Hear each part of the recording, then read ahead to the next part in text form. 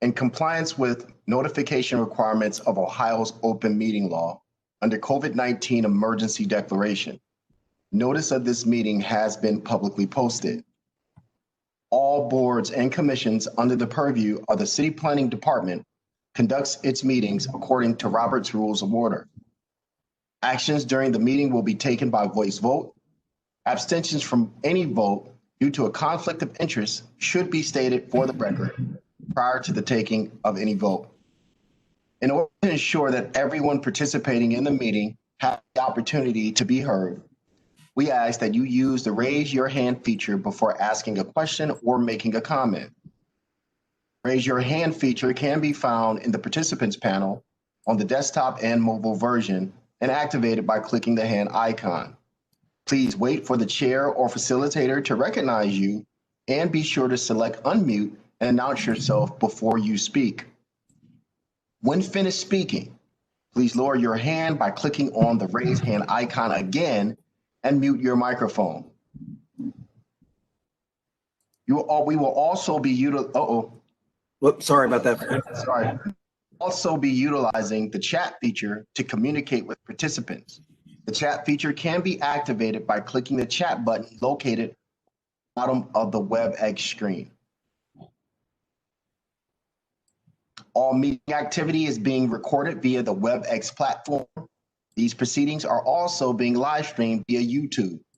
We have provided a link to the meeting for those who wish to speak on a particular case via our website and email.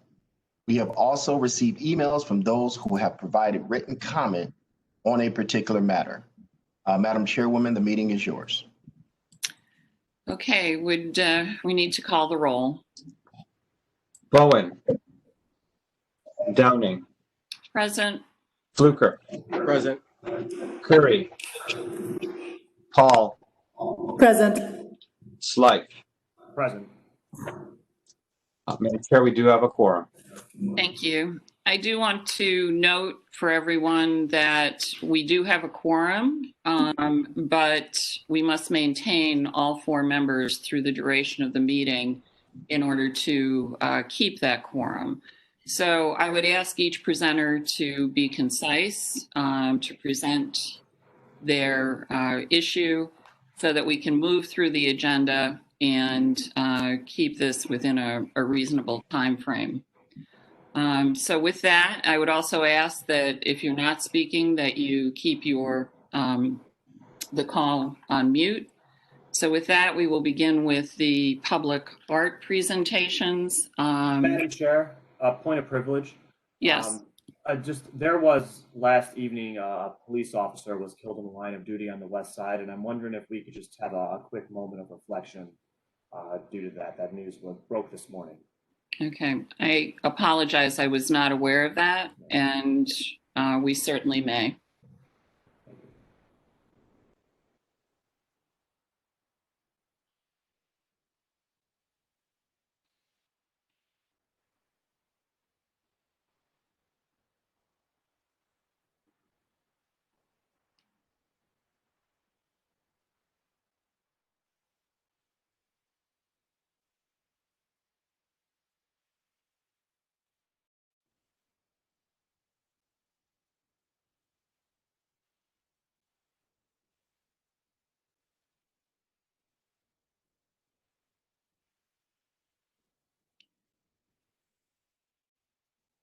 Thank you, Councilman.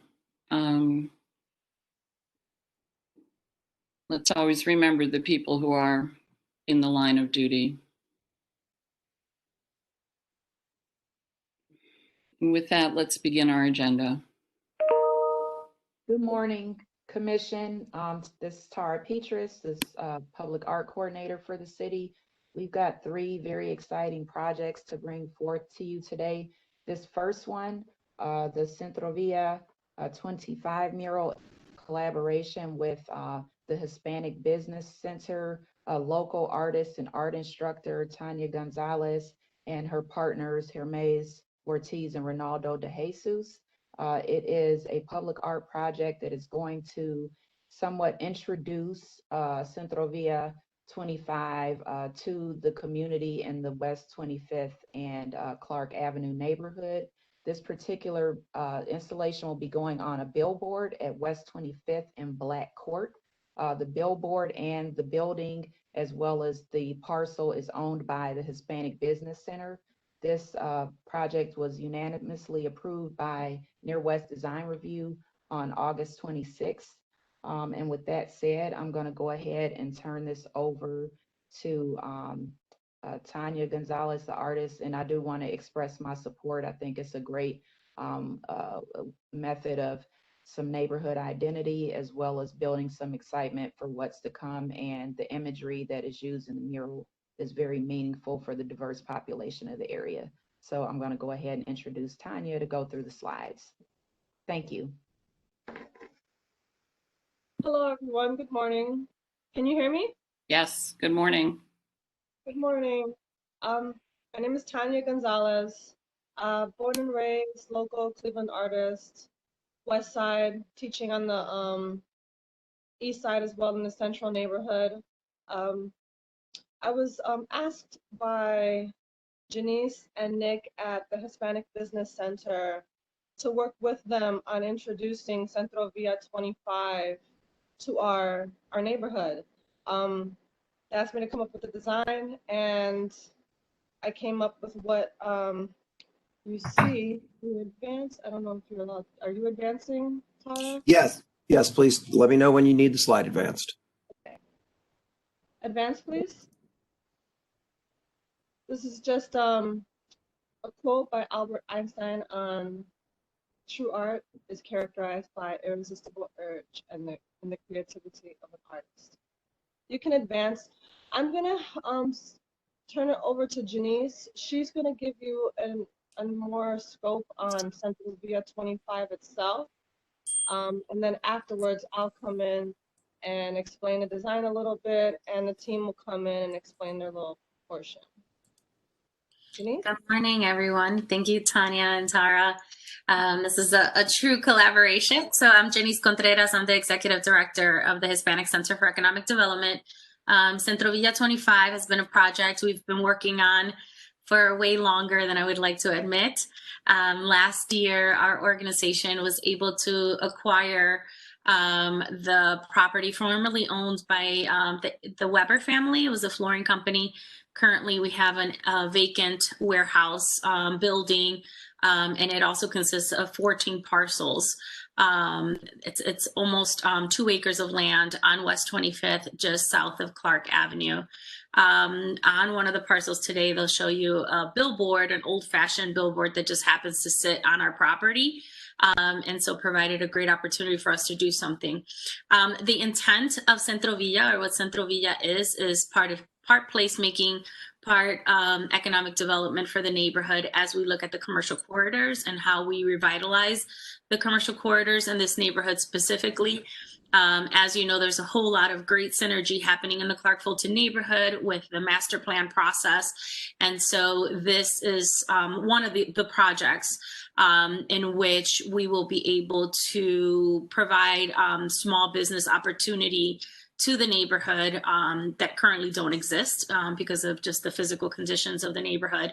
Clark Avenue saturated fast food dollar stores. West 25th has an abundance of warehouse buildings such as this one that would be very difficult for small business owners to grow it. So part placemaking, we intend to have an outdoor plaza, a market. You guys probably have heard us talk about El Mercado in previous presentations. 20 micro retailers will live within here. They'll grow and run their business. Gathering space, which is also something that we lack in the neighborhood. There'll be 3 storefronts and an anchor restaurant in the first floor. The first floor will really be the public area, along with a commercial kitchen for food caterers and food producers. The second floor of the site will actually be office space. Our office, it will be headquartered here along with a few other partners. They will also be housed within this facility. Our current state is we're still in the fundraising state of the project. So we are hoping to close on the financing of the project by first quarter of 2021. and we'll have a 15 to 18 month construction cycle. Currently, when you drive on West 25th, you're just seeing an empty building. And so I think we've just had a lot of people ask, like, what is the status of the project? What's going on? And so we wanted to do something physically to show that the project is moving forward, in fact, and start just creating some excitement and presence. And so this is really our first stab at doing that. And so definitely wanted to leverage some of the opportunities we had in the site with the billboard, and then obviously local talent like Tanya from our site. I could see the home I grew up in on West 30th. So this work is very personal as it is professional to many of us and the team that's putting this together. And that just makes it, that much magical. So I'll turn it over to Tanya. Go ahead. Thank you. Thank you very much, Janice. You can advance a little bit more about, you can advance again. She kind of gave up. You can advance again.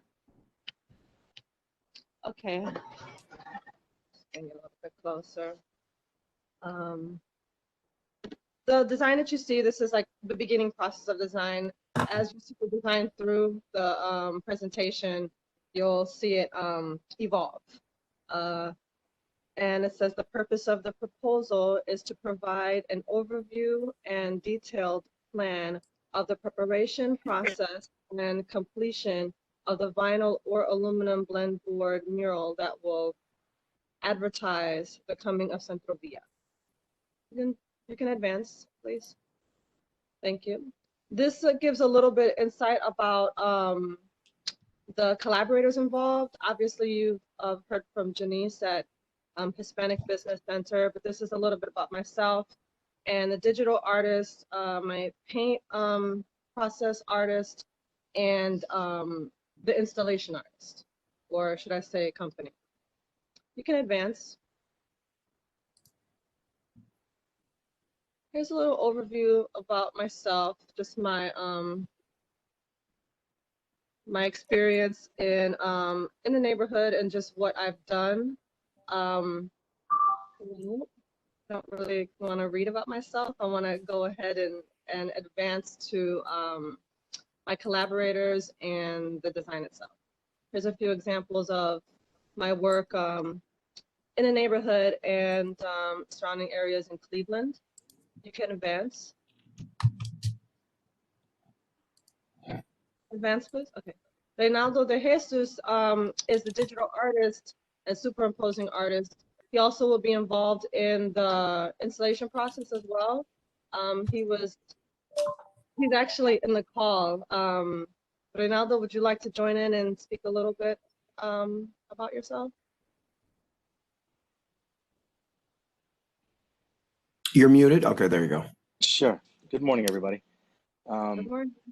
My name is Ronaldo de Jesus. I'm from the Goodrich Gannett neighborhood on the east side of Cleveland.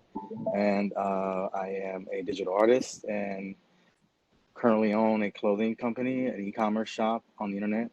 It's called Cultura Clothing Company. It's not just race, it's what you like to do is basically our motto.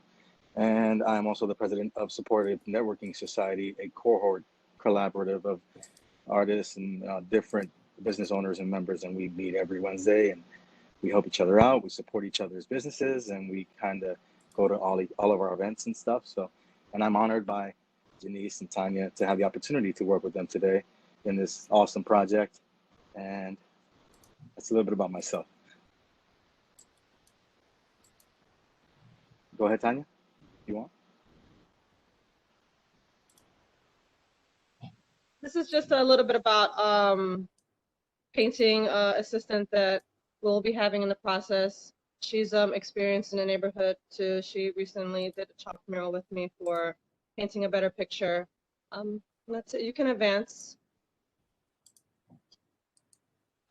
Apologies that it seems like it's a advertisement. It's not. We didn't have any other pictures for Hermes Ortiz, so that's what we added. It wasn't intentional in advertising.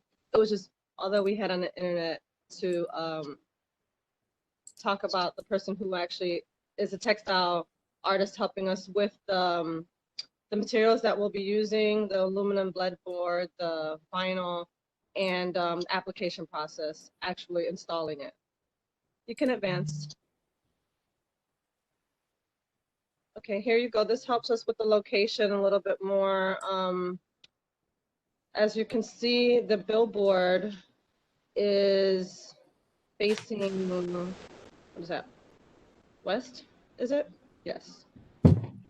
And Centro Villa is right before it on the north side. These are pictures from across the street.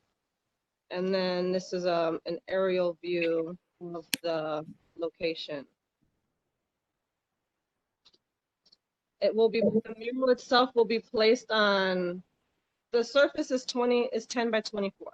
So we will be using 6 aluminum board panels vertically, 10 feet by 4 feet, 6 across. You can advance. Here's a little bit on the timeline. Not sure that you really need to know the exact timeline. We can advance and go into the design. This image here shows a superimposed, it's a superimposed image of the finished drawing, not colored. This is just so that you can see the lines on how the boards will actually look. As you can see, they're 10 feet by 4 feet. The total length is 24 feet.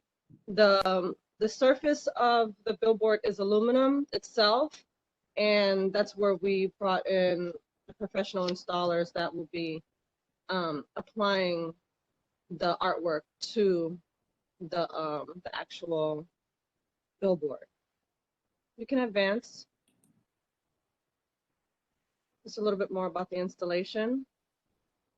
Reynaldo, do you want to take over, maybe explain a little bit of the installation? I'm not sure if Hermes is in the call, but Sure.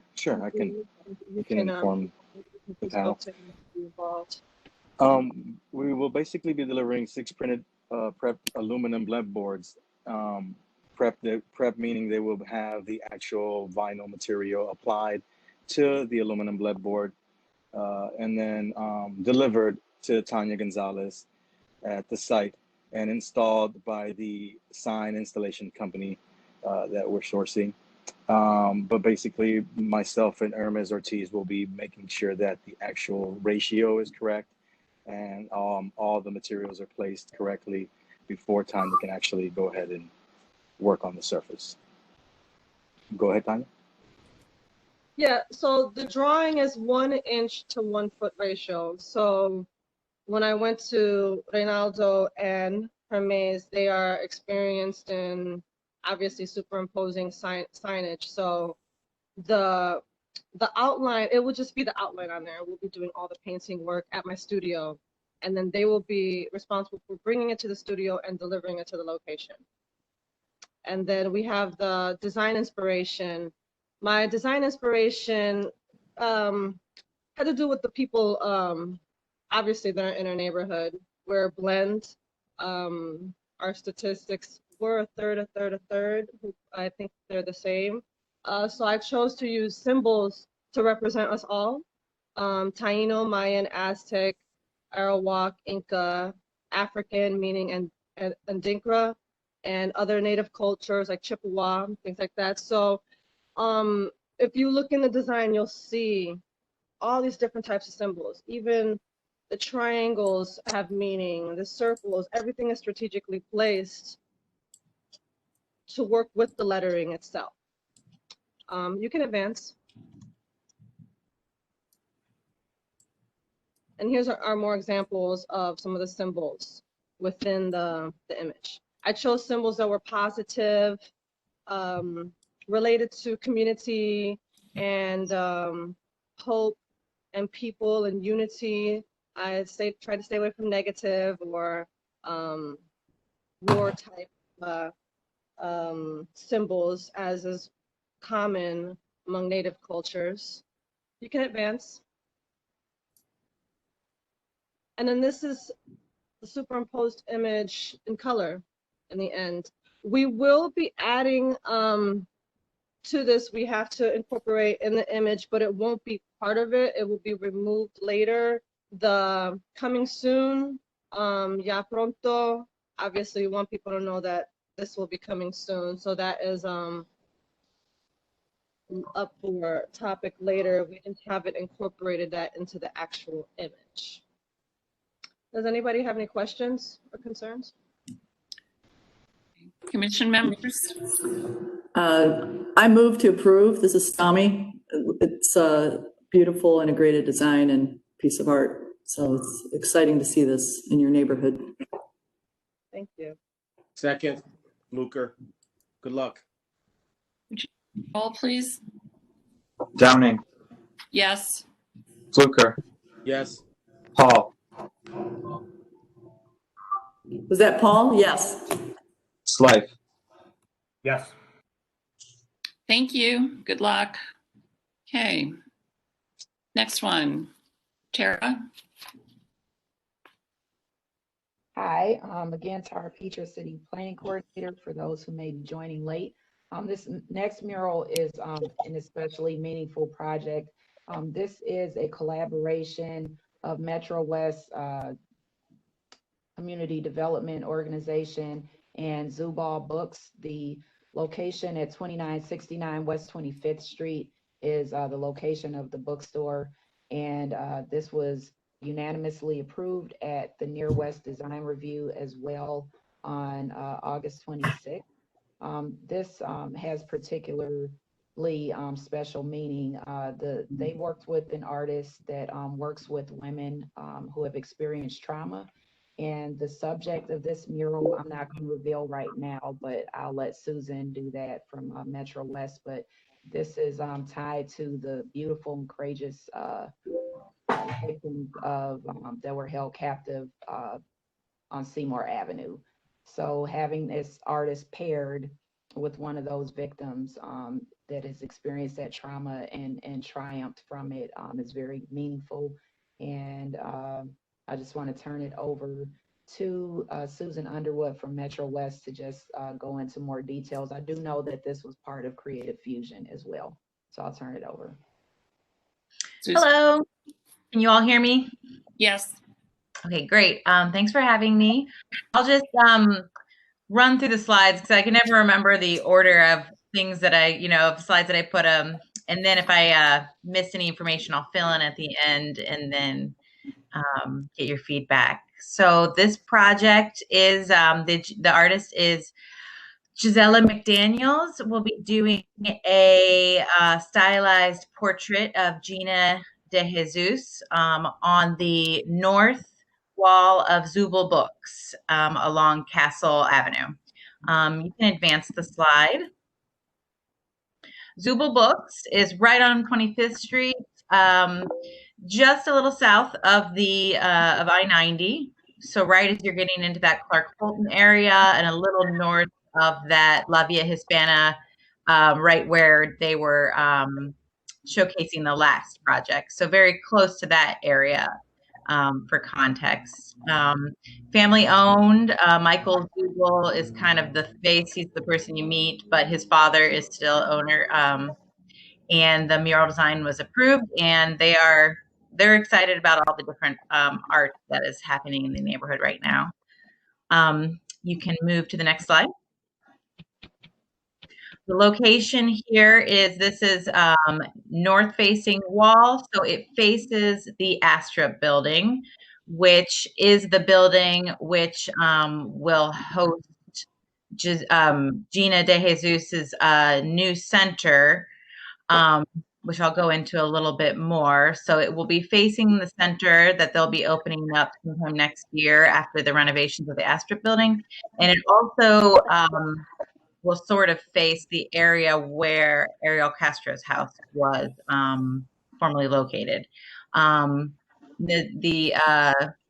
The mural size will be about 11.5 by 16 feet high. And per the suggestions of the last design review, the bottom of it's going to be raised a little bit. So it's above that, salt spray line where you can kind of see the wall has already been discolored to avoid further damage to the mural from in that location.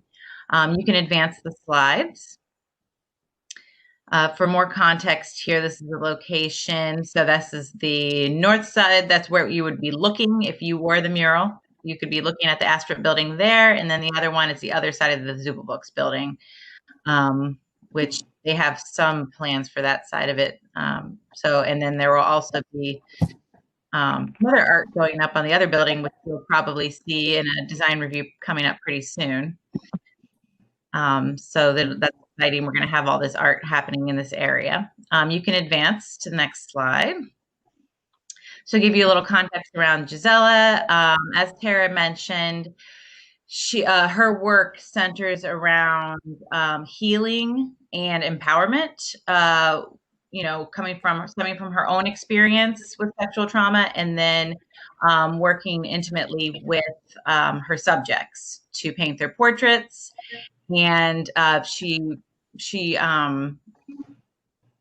conducts intimate interviews with them, and then works with them on the design, so that through the entire process, their voice is an important part of the design. And she's making sure that they are happy and excited about the end product and the entire experience. So that it is an uplifting experience for them. This is also an example here. If you see just a stylistic element that you might have questions about, this use of the mask on her portraits. So this portrait is, semi-nude. Gina's portrait will not be, as it's a mural, and she always works with, her different subjects on that kind of like, so just to give you that context. But also this mask here is something she started doing as a way to obscure her subject's identity, but it has just kind of endured as more of a stylistic element to her portraits. And we're not intending necessarily to obscure Gina's identity, and she's happy to be the face of this mural. So you can extend to the next slide. Here's some more examples of her work. So you can kind of see the range there and the color palette. This mural, the sketch you'll see is black and white right now. It'll have the final product will be very colorful, and she always incorporates sort of jungle elements as a reference back to some of her subjects, indigenous lands, and also to her own ancestry from Guam. So you can advance to the next slide. So Gina de Jesus is the subject of this mural. If you're not familiar, she is one of the survivors of the Ariel Castro kidnappings, which happened in this neighborhood. Her family lived in this neighborhood throughout the entire ordeal. A lot of members of the community, including one of my coworkers, were involved in flyering and looking for her. It's something that was present for a long time in this community, and it was a huge celebration for the neighborhood when she was found and freed. And she's now with her cousin Sylvia.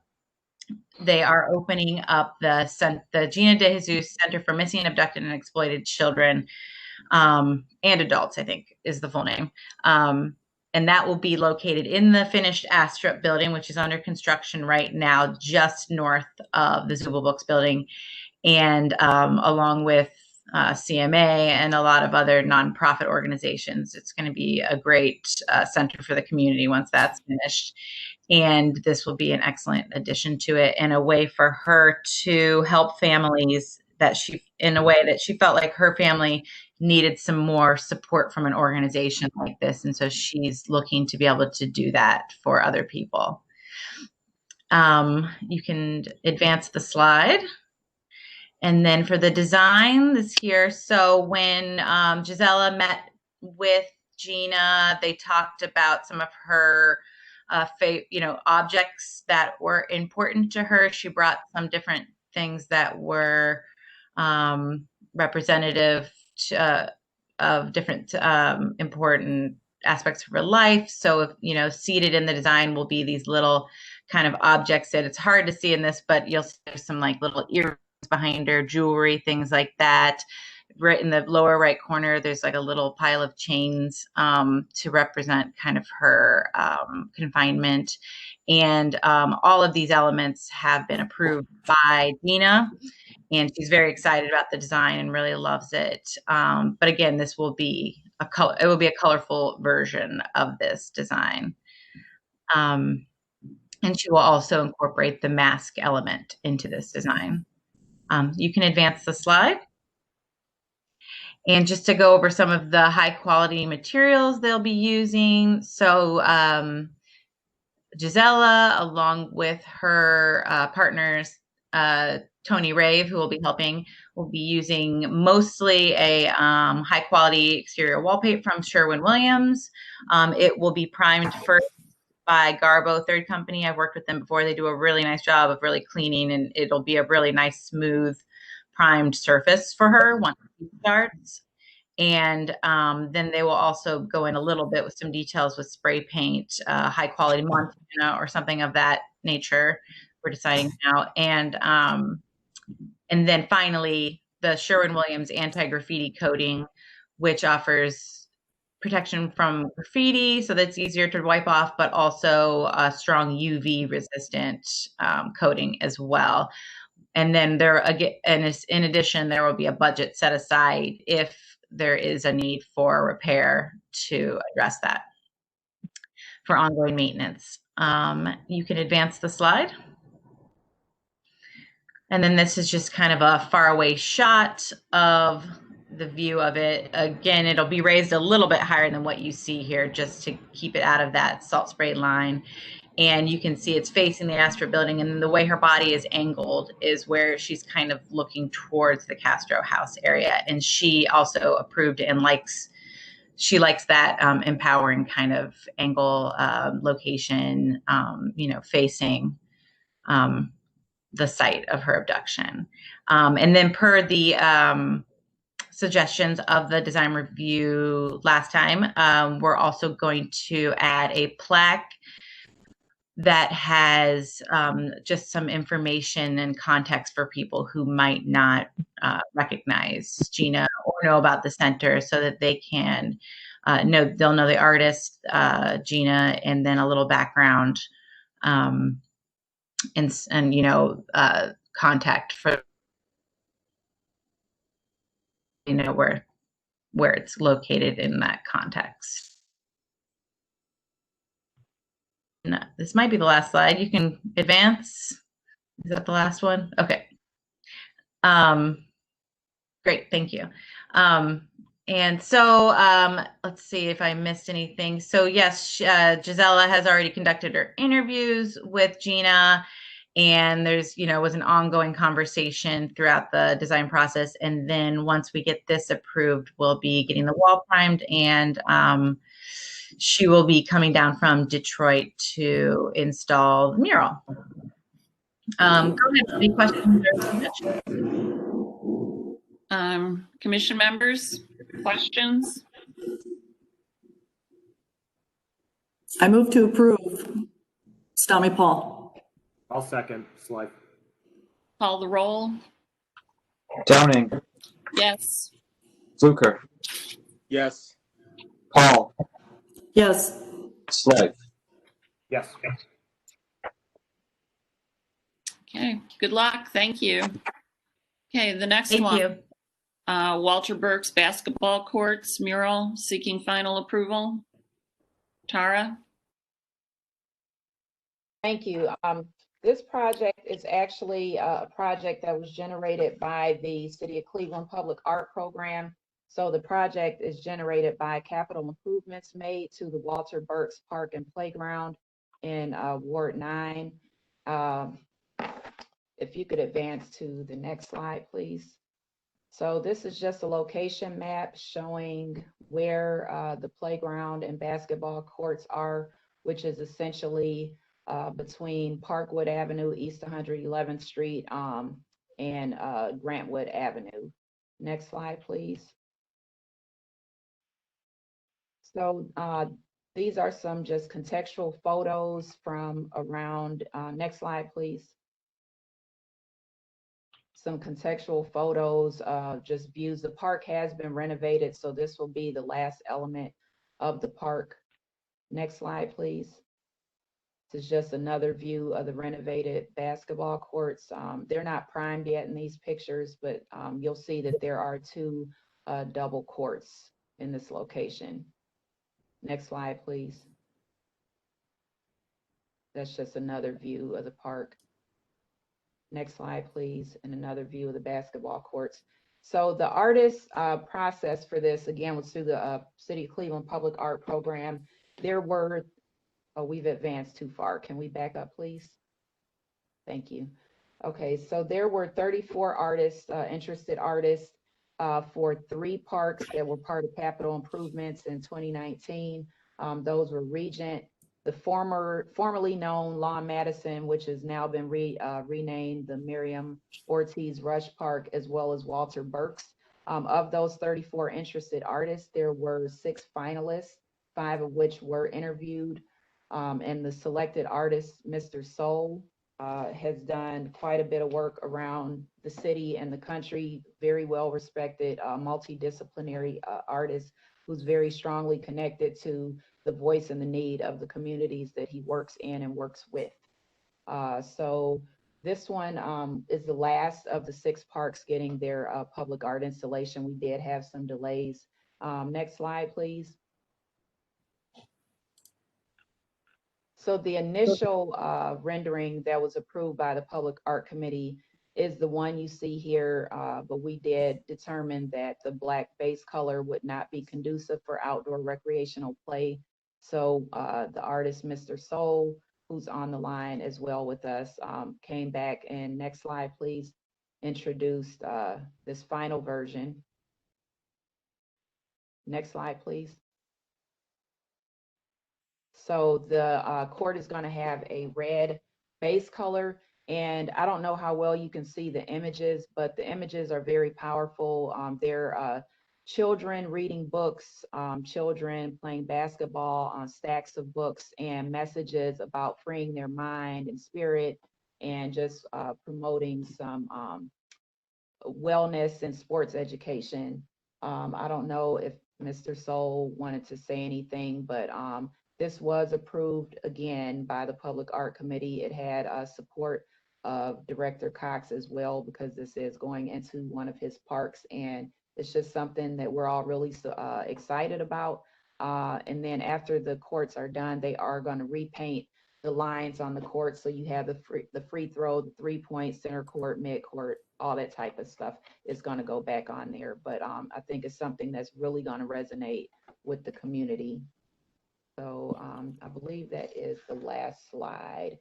So Madam Chair, there's going to be female and male representation. So this is a sketch to give you an idea of what it's going to look like. It will be tweaked some. They are going to add the word Glenville into the court somewhere. The artist will determine that as he's out there painting. Mr. Soul. Madam Chair, we have Councilman Zone. Councilman? Thank you, Madam Chairwoman and Maurice. Excellent presentation, Tara. I serve on the Public Art Committee. We're really excited about this mural, and I raised my hand prior to Tara saying the thing that I wanted to interject. I'm glad we're going to be able to put the words Glenville in there, because these are also the colors of Glenville, and it's going to be a very prideful thing in that community. But great presentation, and it was wholeheartedly supported and endorsed by our art committee. Great. Thank you, Councilman. Anyone else? Commission members?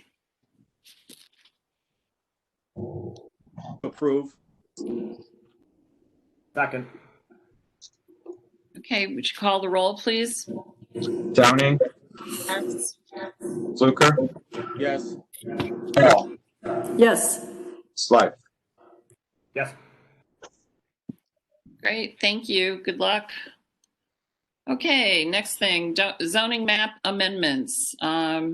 Unnumbered ordinance 2020, Ward 17, Councilmember Slife.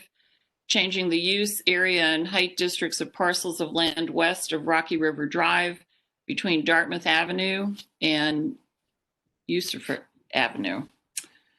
Shannon Leonard.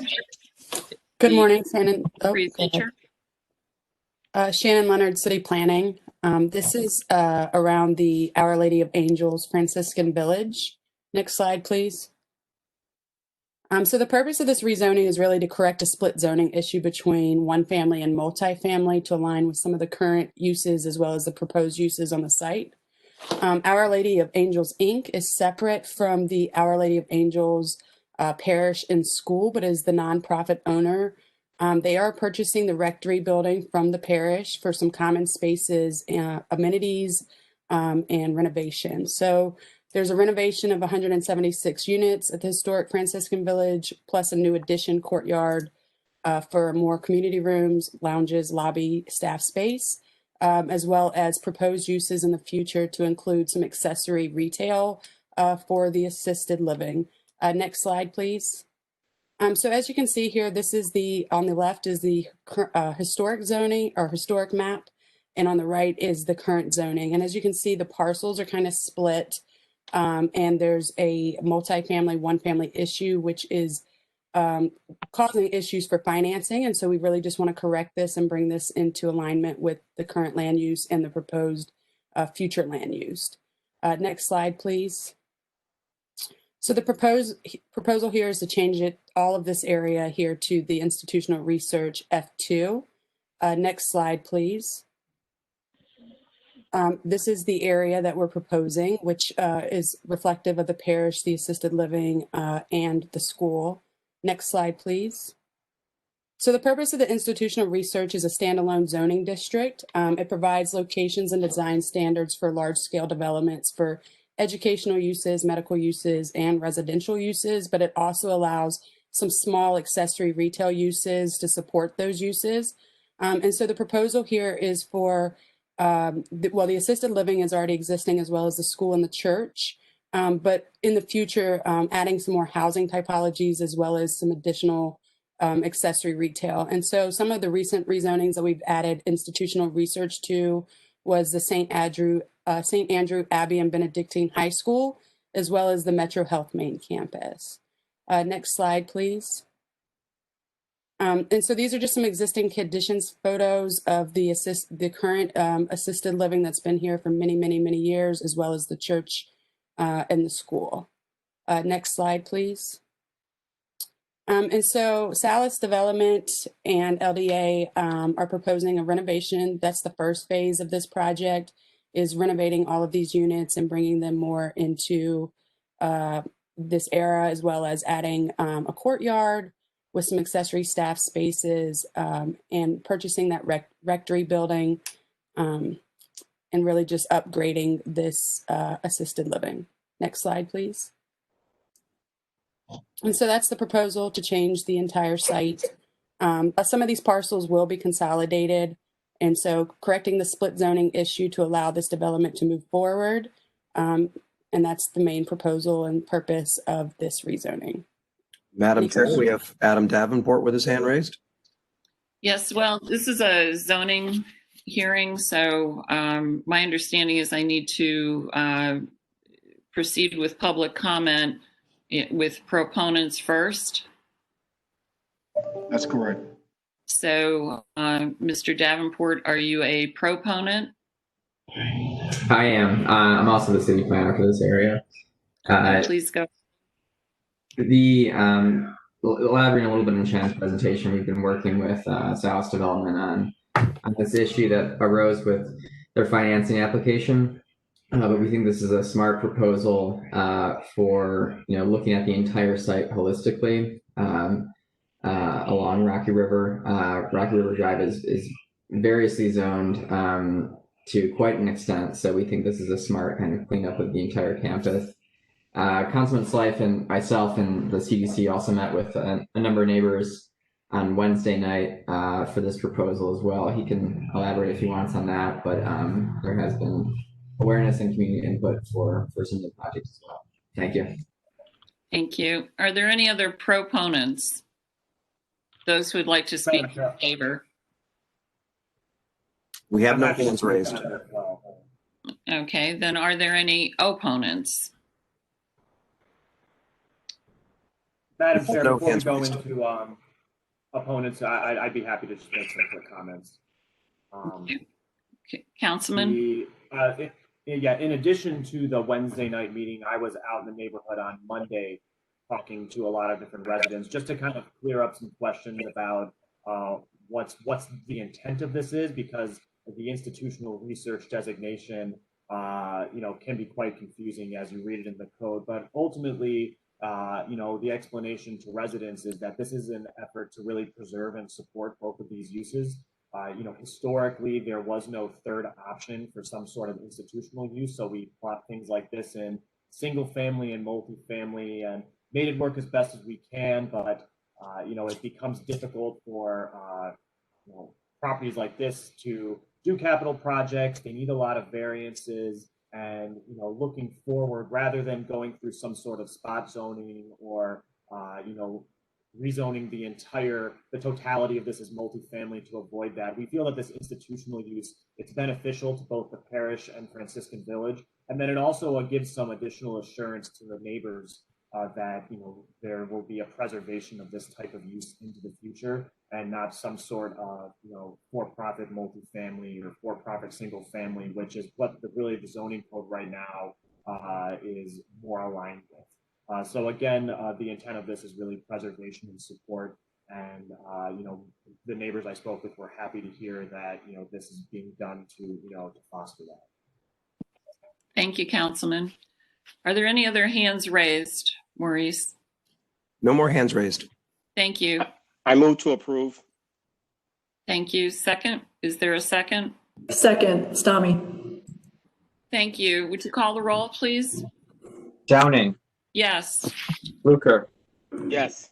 Paul, Yes. Slife. Yes. Passes. Madam Chair, I must abstain on this one, the next zoning matter. Okay, then we don't have a quorum.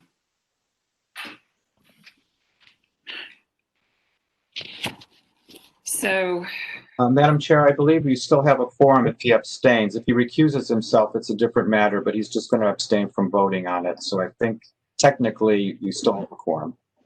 okay, thank you for that clarification. I appreciate it.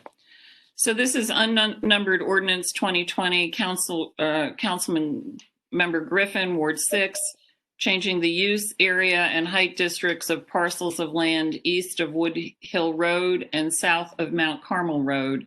The presenter is Shannon Leonard. Good morning. Shannon Leonard, City Planning. And so this is the part of a series of rezonings that we have completed over the last year with the Wood Hill Up Next Choice Neighborhood Transformation Project. And so this next rezoning is another phase of that project, and the purpose is really just to consolidate a variety of zoning districts to align with that plan, as well as the project. So also to allow implementation of the HUD grant to address some of the core goals of the neighborhood revitalization strategy, and to permit by right rebuilding of distressed public housing. This will allow for new and safe housing options, leverage the community investment, to provide some vital services, improved educational opportunities, and access to transit and jobs. Next slide, please. So just to recap, we've had several rezonings in this area. East of this area, we did the Buckeye Woodhill back in September 2019. In October 2019, we did a portion of this area that you're going to see today. And then just recently, back in January, we did the Schofield Mansion rezoning for the assisted living up on Baldwin. Next slide, please. And so this is the area proposed to be rezoned. As you can see, north of Woodland, in that top left triangle is, or quadrangle, is multifamily C1, and south of it, there's a mix of local retail, resident office, two-family, and general retail. Next slide, please. So this is the proposal to change this area to, again, to allow for this project to go forward.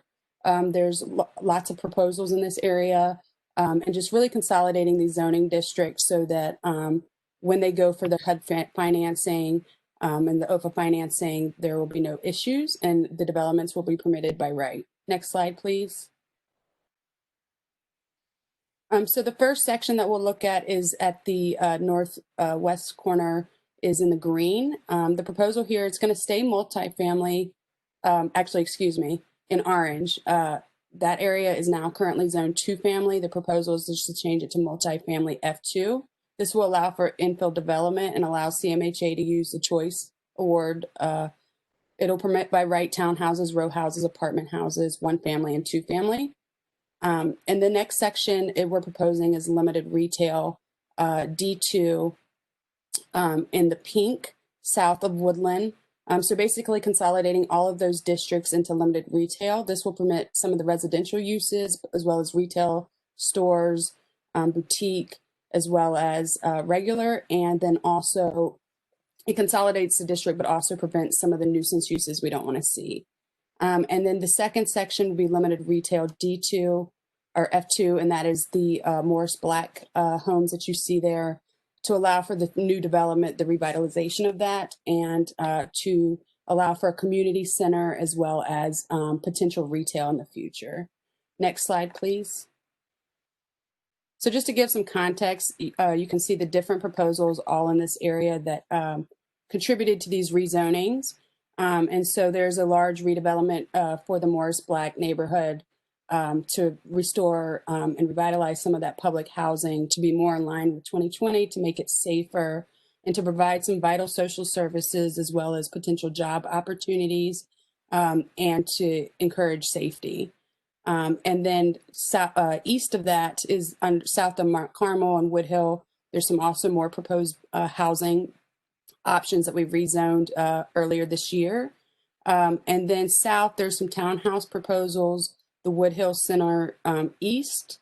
Next slide, please. And so these are some of the existing conditions. You can see the existing CMHA Morris Black housing and the need, a real need for the city as well as the community for this investment, as well as new development of newer homes. You can also see the view to the west from East 114th along Woodland.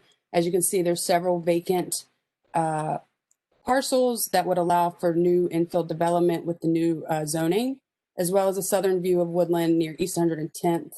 And then there's just an aerial view of the Mount Carmel and Woodland Avenue that you can see in the lower right corner. Next slide, please. So in summary, basically this proposal is to prepare for the developers as well as the architects and the city to allow for this these new proposals for new housing types that will help with the safety and revitalization of this neighborhood move forward and get their financing from the state and the federal government. Any questions? Okay, so since this is a rezoning public hearing, we will take public comment. Are there any of those in the audience who would like to speak in favor of this rezoning? Proponents? Maurice? Madam Chair, we have Freddie Collier with his hand raised. Director? Yes, thank you, Madam Chairwoman. As you know, this is an initiative that we have been focused on with CMHA as part of the transformation efforts that the administration is doing, focusing on the near east and near west sides of the city. This is a true priority. This is also a time-sensitive scenario, given the fact that we have had the opportunity to get a HUD choice planning grant, and we are in the running this fall for the implementation grant. So rezoning is a very important component of that. So we encourage the commission to approve this rezoning. Thank you. Thank you. Are there any other proponents? Okay. Any opposed to the project? Maurice? We have no hands raised. Okay, commission members? I'll move to approve. Second. Okay, call the roll, please. I'm sorry, Madam Chair. I don't know who made the first and the second. Could I just hear that again, please? Stami Paul and Councilman Slife. Okay, thank you. Downing. Yes. Fluker is abstaining. Paul. Yes. Slife. Yes. Okay. Thank you. Thank you. Okay.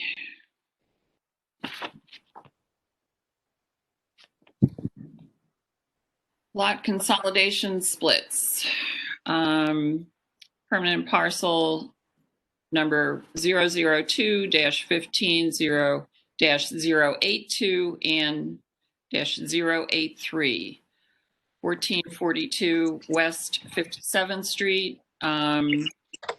Jeremy O'Reilly is the property owner. Mr. O'Reilly, are you? Yes. I see your name. Hi. Please proceed. Hi, everybody. Very glad to be here. So this is a project that my fiance and I are working on. I'm a longtime Clevelander, and Gordon Square is the ideal neighborhood where we want to really be a part of the neighborhood and live there for.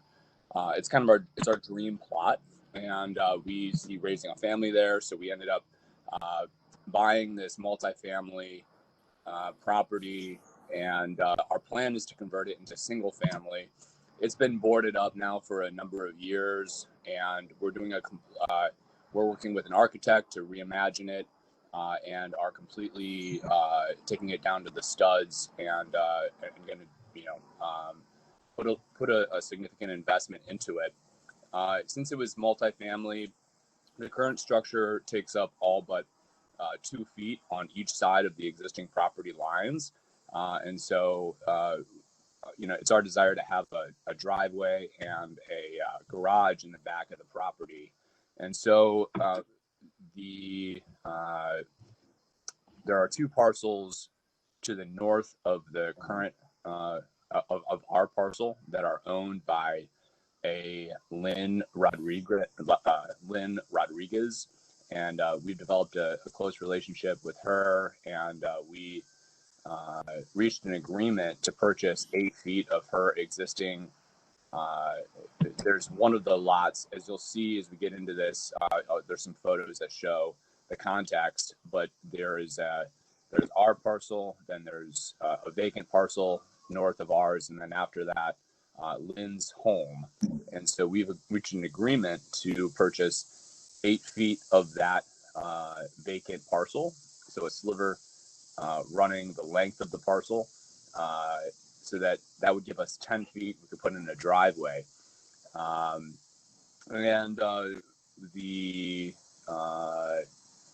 then as noted in the summary there's no plans for any development of that land.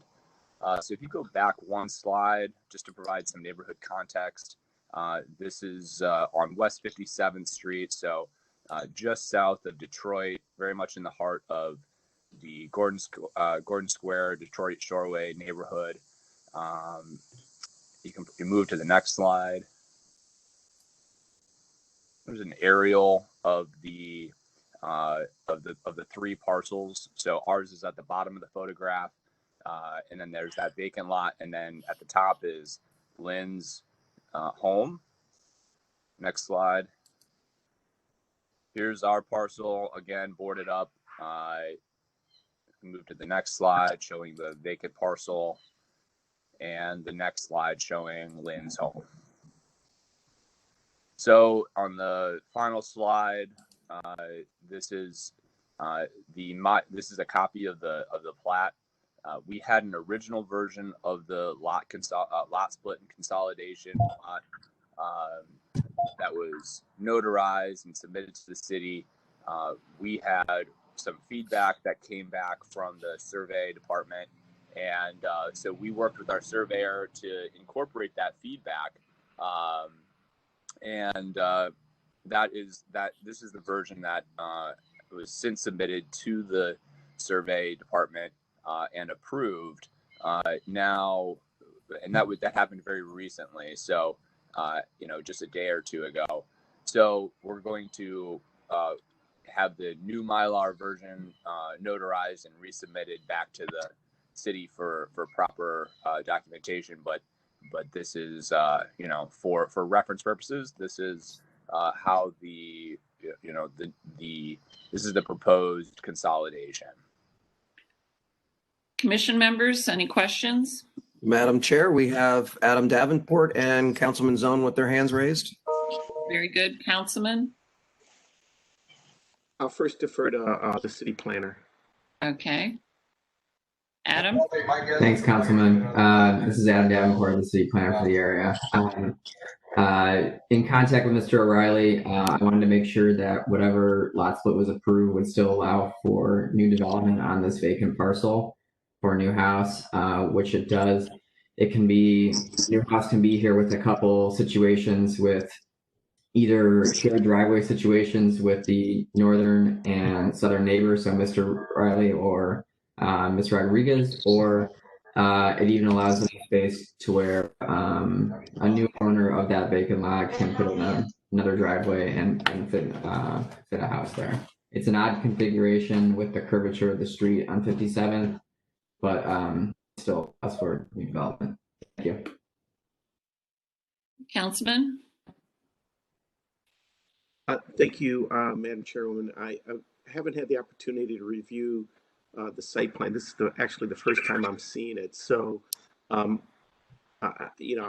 just reacting to it now. So I tend to follow the lead of our planning department, and but I don't know enough about all the nuance about this. I'm certainly not opposed to the request that is being asked. I was here more to just learn about what is being proposed.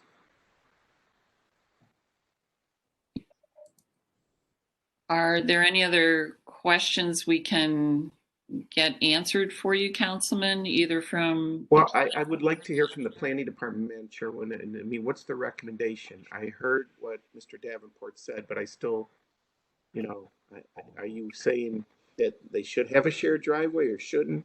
Can you be more specific on the planning department's recommendation? Yeah, certainly. This is Adam again. I mean, our recommendation would be to have some shared driveway situation in the future. I think it would allow for a bigger house on the lot. But I mean, both situations can fit. So in some brief conversations with Mr. O'Reilly, that was my suggestion overall. And that, I think, I'm not sure if that can be a stipulation of the approval or not, but that would be our ultimate recommendation, and something that we would discuss if a house was ever proposed here through our Housing Design Review Subcommittee, for sure. Thanks.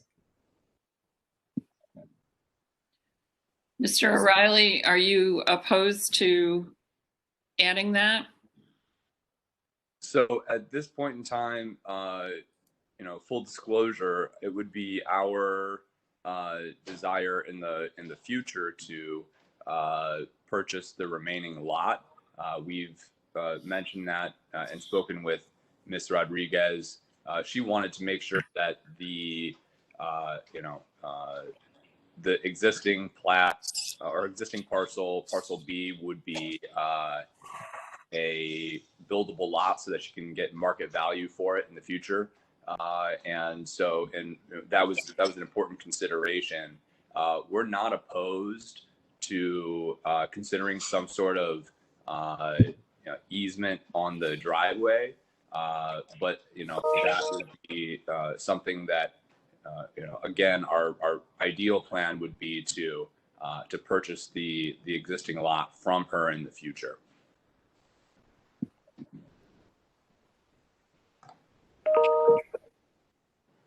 Any further comments? Commission members? I move to approve with the caveat that the applicant consider planning's recommendation by Mr. Adam Davenport. I will second. Okay, would you call the roll? Downing, Yes. Fluker, Yes. Paul, Yes. Slight. Yes. Okay. Permanent parcel number 002-15-019 and 090.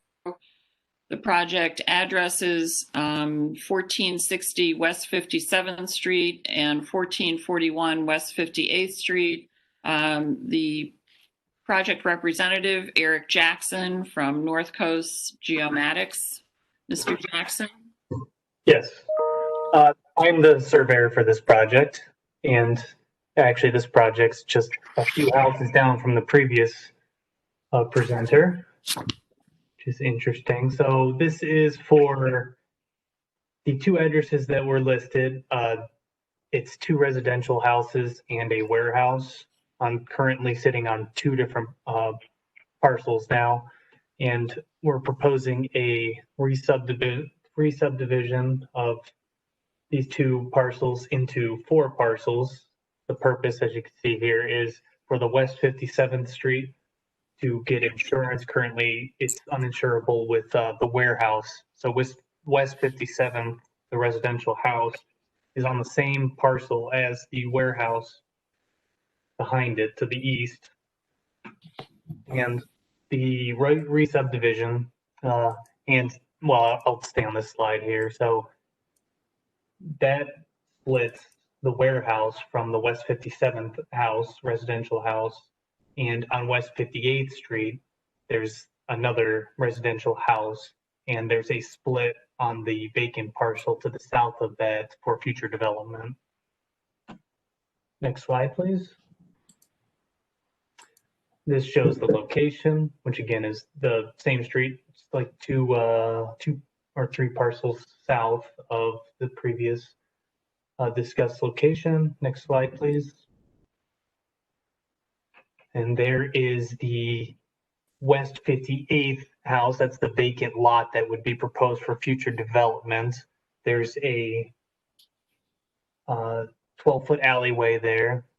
You can see on the right side that's currently open, that is access for that parcel. And next slide, please. That is the residential house on West 57th that's currently sitting on the same parcel as the warehouse you can see behind it. And the next slide, please. This is the plat. Very similar situation as before also. The survey department, we did have a revision several days ago. This is the most current draft since then that is pending final approval before we can get the Mylar submitted and everything approved, signed, and recorded. Let's see. So that shows all 4 parcels that are proposed. The prior parcel line, there's only a move of about 5 feet behind the warehouse between parcel C and A and B. So that's where the old parcel line was. We're shifting that line about 5 feet, and there's a split between A and B, north and south. And then there's the split between the warehouse and the West 57th Street house, just right behind the house there for parcel C and D. And I think that summarizes that. Any questions? Madam Chair, we have Mr. Fluker. So parcel C, it's a small image here. Will these easements allow access to parcel C because it's landlocked? Correct. There is access. It does abut the 12-foot alley to the south off of West 58th Street. There also is going to be, and there is on this plat, a 10-foot ingress, egress, and parking easement that will abut coming off of West 57th as well. So it comes off West 57th, uses the same drive, and then it goes along the north-south line along the warehouse there for parking as well. So they do have access to West 57th for that easement and West 58th for the public 12-foot alleyway. All right. Great. Thank you. Any comments from the planner, the area? Yes, Madam Chair, we have Adam Davenport. Go ahead.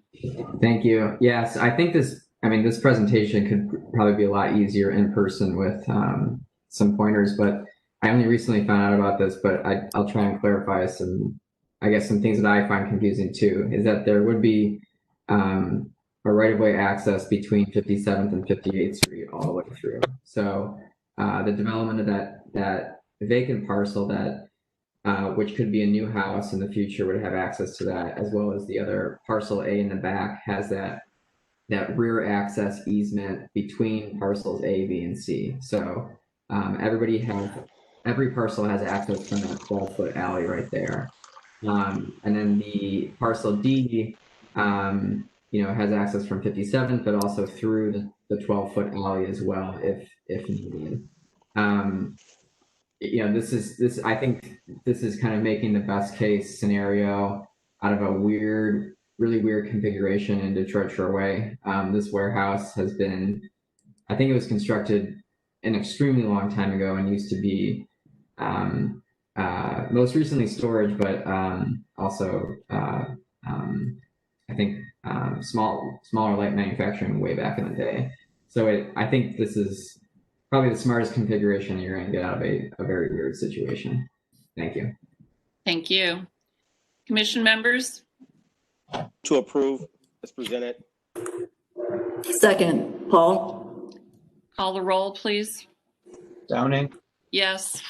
Butcher, Yes. Paul, Yes. Slight, Slife? You're on mute. I was having internet issues. Yes. Okay. Thank you. Good luck. All right, mandatory referrals.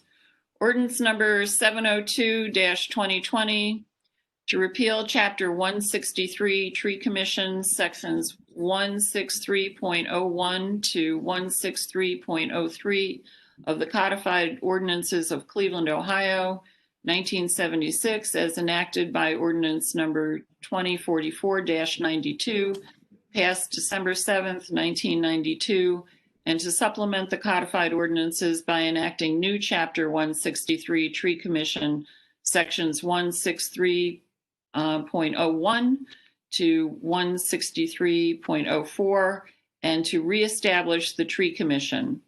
And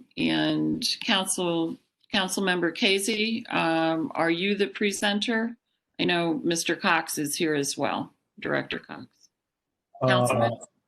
Yes, I believe so. This is the ordinance that myself and Councilman McCormick worked on.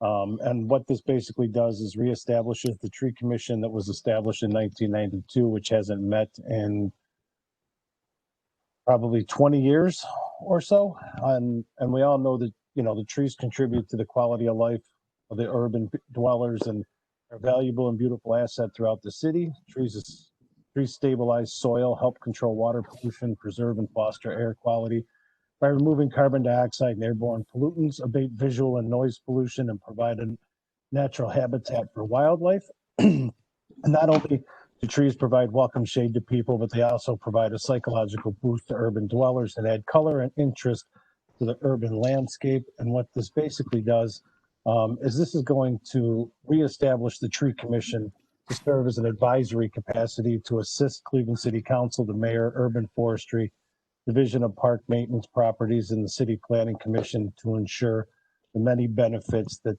trees provide to not only the citizens of the city of Cleveland, but the city in Cleveland as a whole. Great, thank you, Councilman. Anyone else? Any hands raised, Maurice? Madam Chair, we have Mr. Cox and Director Collier. And Mr. Cox, you're muted. Thank you, sir. Madam Chair, and members of the commission, I am Michael Cox. I'm the Director of Public Works for the City of Cleveland. One of my responsibilities is park maintenance, which urban forestry is a subsection of the Parks Department. I'm here today to ask that this piece be held. We know that this is a very important piece, and it's a very important initiative. And we ask that the administration needs additional time to review with City Council, City Planning, Sustainability, and Urban Forestry. That time will allow us to determine what the effects of this legislation could be or will have on our operations of the day-to-day operations in urban forestry. Again, I want to thank you for allowing me to speak, and thank you for your consideration. Thank you, Director. Dr. Collier? To reiterate what my colleague Director Cox is saying, as you all know, the administration obviously takes this very seriously. As the mayor announced at the last sustainability summit, $1 million being devoted to making sure that our tree canopy continues to be stabilized into the future. But what the request is here is to have the right amount of time to make sure that this is analyzed in a way and thought through thoroughly with respect to the administration of such a proposal. So I think that's really what the concern is here. But I think everyone is in agreement of this being a priority from an environmental standpoint, from a development standpoint, et cetera. There's no misnomer there. It's just a matter of how. And I think that's where the conversation needs to go. And we're really looking forward to working closely with the council and everyone, as Director Cox alluded to. Thank you. All right, Director, either Director Cox or Director Collier, I'd like to put a timeline on this, a deadline. Madam Chair, we do have the Councilman Casey and Councilman Slife with their hands raised. Okay, apologize. Councilman Casey? Madam Chairwoman and members of the commission, with all due respect, the administration has had this piece for well over a year without feedback from the administration.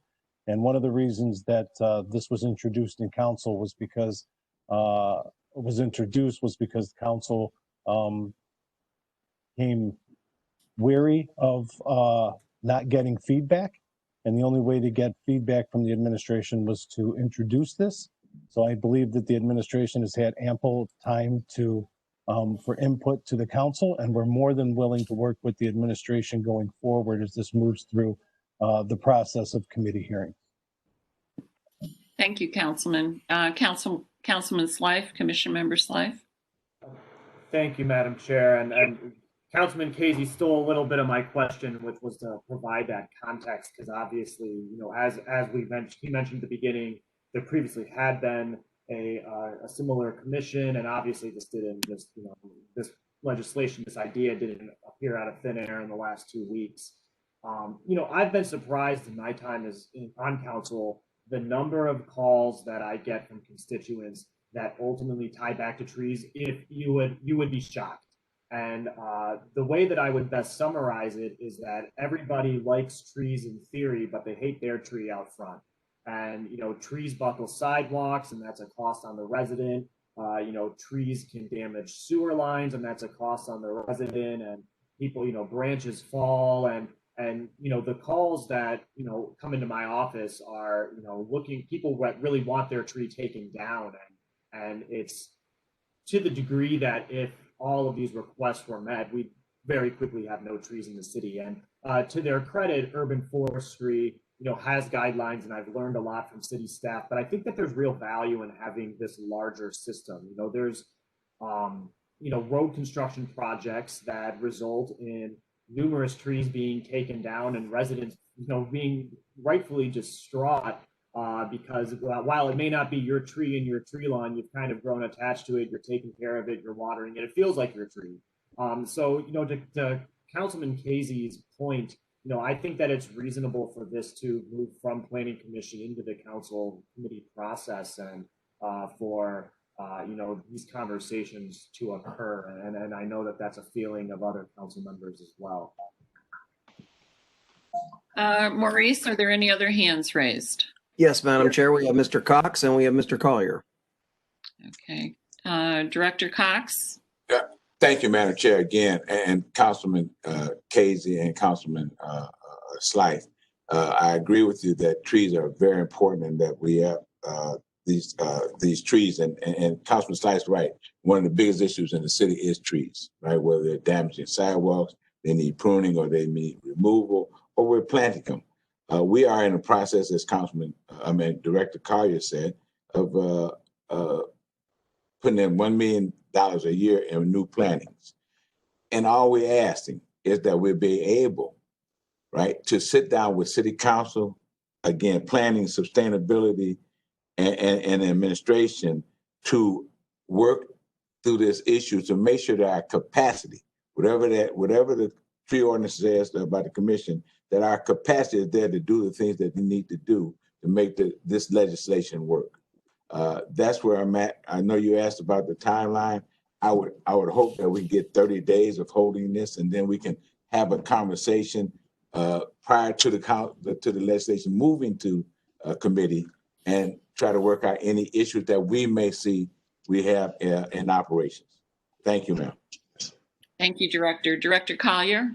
Yes, and if I may, I want to, emphasize the point that, when a legislation gets handed off like a quarterback to a running back in football, that's not the most effective way to handle it. I think that collaboration and conversation around the table, I think is more appropriate because of the importance of this.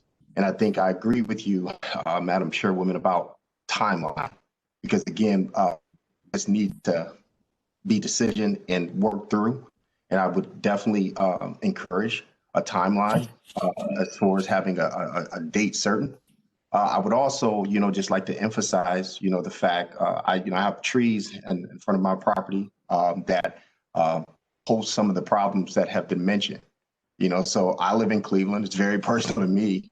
We just recently had passed the tree ordinance. So this is not something that, people are taking lightly, and that the administration, I think, is taking lightly. But I think that as these pieces of legislation, and we talk about working together, it has to be a unified conversation. And I think that for me, and I'm just speaking, from my personal experience and understanding, that we need to be able to collectively make sure that we are all, on the same page, not just with the spirit of a piece of legislation, but also with how it's operationalized, because that's really where the work happens, is the operationalizing of it. Thank you, Director. Maurice, are there any other hands raised? We do have Councilman Slife, but that might be from earlier up, and it looks like Councilman Casey. Councilman Casey? Madam Chairwoman, I would just like to reiterate that the administration has had this for over a year with no feedback, and we're still willing to work with the administration on this moving forward, but we believe moving it through planning is going to be a necessary step in order to assure that everybody communicates together. And not saying that this is the final piece, the way that's going to look, but I do believe that given us the opportunity to get to the table for input on other council members and through development planning and sustainability to be able to come up with the right piece of ordinance. But I do want to reiterate that the administration has had this for more than a year for feedback. And we finally just as a council moved it forward in order to get any feedback, which now we're finally hearing. So I would recommend that we move it forward and put it into committee. Thank you. Thank you, Councilman. Councilman Slife? Just very quickly, if Councilman Casey could summarize the proposed structure. I agree that there's value moving this forward, but I think if we're going to do that, it'd be useful just to understand, a high-level overview of what we're proposing the structure to be and what its oversight would be, and just a quick description. Councilman Casey? Man. Can you hear me? Am I muted? No, Nope, I we can hear you. Mm-hmm. All right. Basically what this is going to do is this tree commission is going to help maintain the health and safety of trees in our parks, rights of ways, and other public spaces, increase public education and support of urban forestry, provide for the planting of new and replacement trees, and preserve and expand the tree canopy, protect trees during construction and development, assist to generating funds from the foundation of the community. The tree commission has already been established within the city of Cleveland. All we're trying to do is just reestablish it. And it is in the legislation, in the ordinance, the way that the tree commission, who should be sitting on the tree commission. I don't know if you want to get in that detail of who should actually be sitting on the tree commission.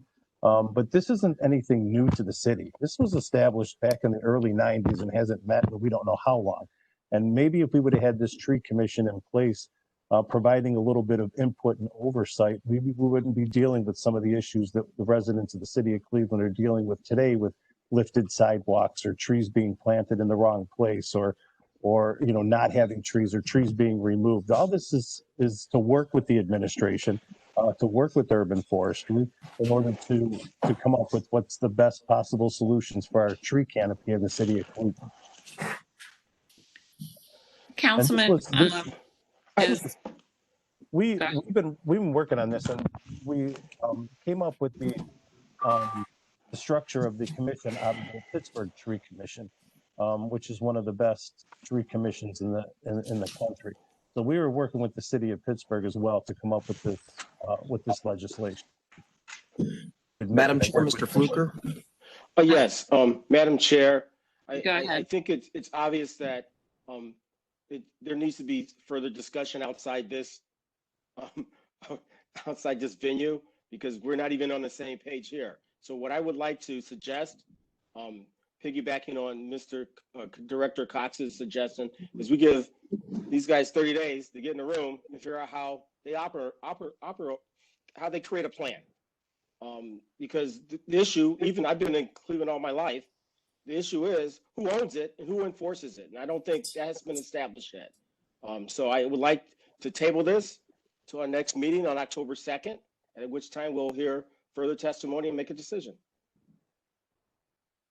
So you're offering that as a motion. Is there a second to that? I'll second. Paul. Okay. Would you call the roll? Dominic. Yes. Fluker. Yes. Paul. Yes. Slight. No. Okay. We will see it again in 30 days. Thank you. Okay, administrative approvals. Take a look at those, and I'll take a motion when someone is ready to propose one.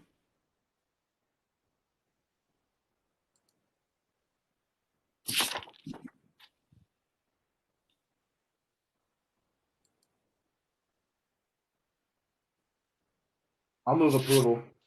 Second. Call the roll. Downing. Yeah. Fluker. Yes. Paul. Yes. Slight. Yes, and for what it's worth, I just got a text about a tree.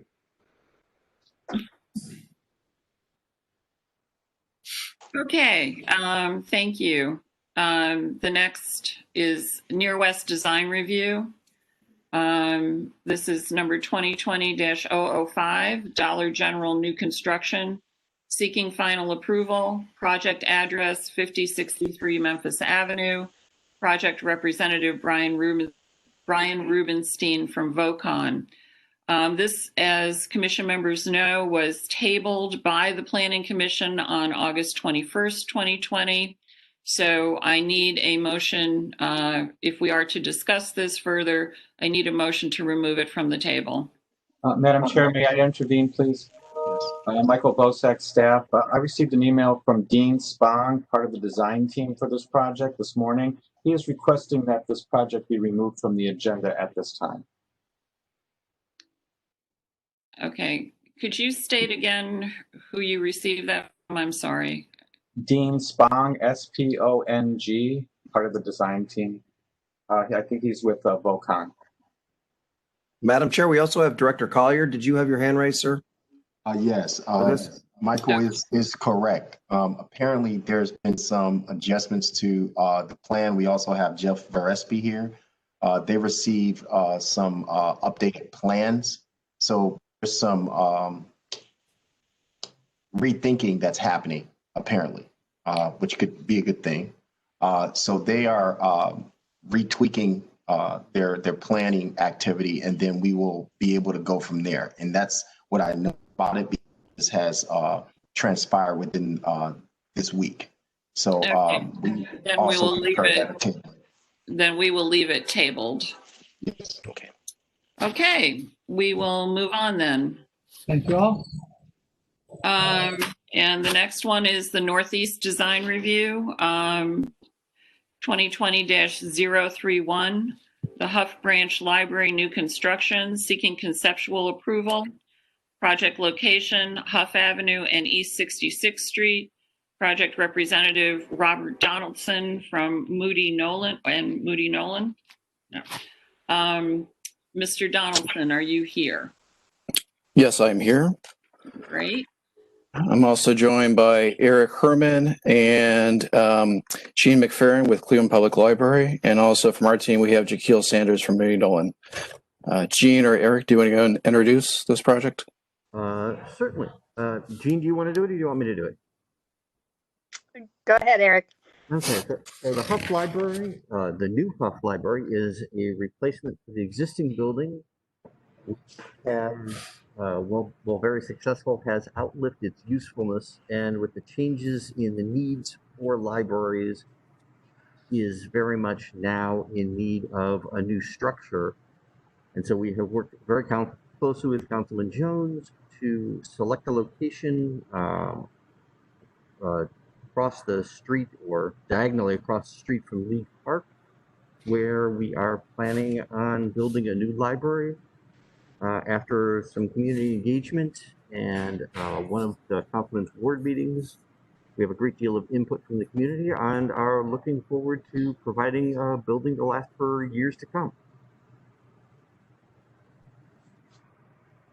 Okay, who's going to present the? This is Rob. I'll start the presentation. So to Eric's point, Cleveland Public Library undertook a facilities master plan that went through the duration of about maybe end of last year, summer last year. The site was selected as an outcome of that with recommendation of the location of East 66 and Lexington Avenue in Huff. So what you see there on the screen, you can see League Park, and directly to about right above that at that corner is the proposed site. With Cleveland Public Library, we have been having an intense dialogue with community. This is the Cleveland Public Library, which is the People's University. This is going to be the People's Library for the people of Huff. To that point, we have been at ward meetings with Councilman Jones to go ahead and solicit responses from the community members. We've also been at the branch. We actually spoke with patrons. We actually had interactive exercises with the patrons to get their responses about what they want to see at this library. So we have been doing a lot of work to actually understand what the needs are. Next slide, please. So the location, as we made mention, is at the intersection of East 66 and Lexington Avenue at the southwest corner. This is an idea of where it is located at. If you could go to the next slide. And today we were looking for a concept approval. We did meet earlier in the week with the Northeast Regional Design Review Committee. You can see that there's a lot of things that are influencing what this site is going to be doing, what's going to be going on here.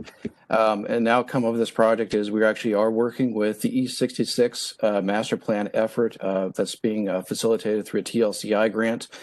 So the city architecture has provided us with some plans. We're going to be working through a dialogue to actually coordinate our design a little bit more thoroughly with them, especially as we start to go and look at this undertaking. So with East 66, you can see our site is right there as the yellow box dashed with red lines. We have We have League Park that is directly to the northeast of our site. Fatima is right across the street from us to the east. And then a lot of influences that are coming up East 66 into the Huff neighborhood from Midtown.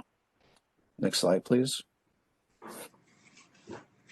So with that, we have been looking at a lot of the context of the neighborhood. And with that, League Park, although the ticket office was actually, and the home plate was opposite of where the entrance is now, the visitor center fronts the intersection and is having a dialogue with E66 in Lexington. Same thing with Fatima. Fatima stepped back to go ahead and receive a plaza space, a vital community asset that we're well aware of its importance to Huff, but also Cleveland as a whole. And then further to the east of Fatima is St. Agnes, Our Lady of Fatima Church. A lot of good community influences here that we're looking to have the library go ahead and supplement and support. Directly north of our building is currently a vacant building at E66 in Lexington. A lot of things have been proposed for that, but currently still sitting vacant and unused. And then directly to the south of where we're proposing our building is a residence at E66, 65th in Lexington. So we've been looking at the context, a lot of influences here to go ahead and better understand the neighborhood. Next slide, please. And currently the parcels are land bank parcels. Cleveland Public Library is working with the city to go ahead and obtain the rights to these properties. There will be a lot of consolidation that we will file eventually once we go through that process and we secure them. Currently the site is vacant. Formerly at the intersection, there was a gas station. Further down Lexington, we had a print shop, and then on East 66, we had dry cleaners. So there's a lot of things that had actually been here before, but for a number of years, the site has sit idle and is ready for us to go ahead and put a new community library at the intersection. Next slide, please. Chico. Good morning. Just to walk through the site plan briefly, we will have new parking at the northwest corner, at the corner of East 65th and Lexington, with a drive entering off of Lexington. There will be a bioswale near the corner for stormwater retention. There will be a service drive that would be done with permeable pavers next to the building as we move to the east, and for box trucks, deliveries, and pickups from the library. And then to the south of the building, there is a rain garden and a small amphitheater area that will double, will work for stormwater retention, but also, like I said, as an amphitheater, outdoor seating space, outdoor gathering space. And it turns and curves on itself, similar to the Sankofa bird that we've been using as a concept for this project. The Sankofa bird is from African folklore that it is a bird that holds an egg on its back and as it flies forward. And we are using that as a concept to remember the history and past of the neighborhood, but also be forward thinking and forward looking for the design of this branch. Next slide, please. So as I was saying, we were remembering the history of the Huff uprisings, the legacy of League Park, and the Huff neighborhood in general. And we're really excited to be bringing new life into the neighborhood. Next slide, please. So these are images of the Sankofa bird. As I said, it's a bird that holds an egg on its back and as it flies forward. And we're using that as a concept for the design of our project here. Next slide. So as you can see, these are conceptual diagrams showing how that the building twists and turns, the design of the building, and also how we could do different materials for different facades of the building. So the red being, say, one material or pattern, and the blue being a different material or pattern. Next. So the organization of the library is pretty straightforward. As you enter the building from the north off of Lexington, there is a tech center to the west and a small meeting room to the east. And below that is the open collection space with the adult collection and towards the front of the library, the circulation desk in the center there with the number 2, and the teen and the children's areas towards the southeast of the branch, just southeast of the two small meeting rooms, and there are two two large meeting rooms at the south end of the building that could be subdivided with a movable partition or combined for depending on the needs and use of the space. One of the meeting rooms also has a large overhead garage door to open up into the library space for additional flexibility of the branch. One of the things that's been really important to this the library system and to the design team is making the space as flexible as possible. So that's why we have a pretty open plan concept. And on the west side of the building is all the service and mechanical and support spaces. So you have your offices, the back of house space for the library staff, mechanical rooms, and storage. Next slide, please. So here are the elevations. So the north elevation, this would be from Lexington looking south. And you can see there's a large swooping clear story windows over portions of the building. The glazing at the tech center in the front. On the east side of the building, there's a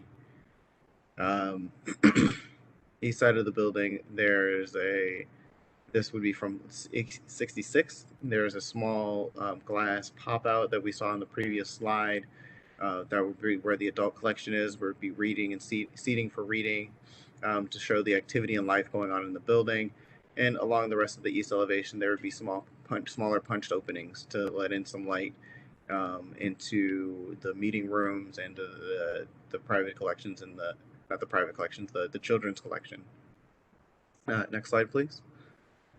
And so at the south elevation, and you can see there would be glazing at the two large meeting rooms facing south, facing out towards the rain garden area, and with access out to that, connecting the inside to the outside. And on the west elevation, this would be facing the parking lot. There's more clear story glass over the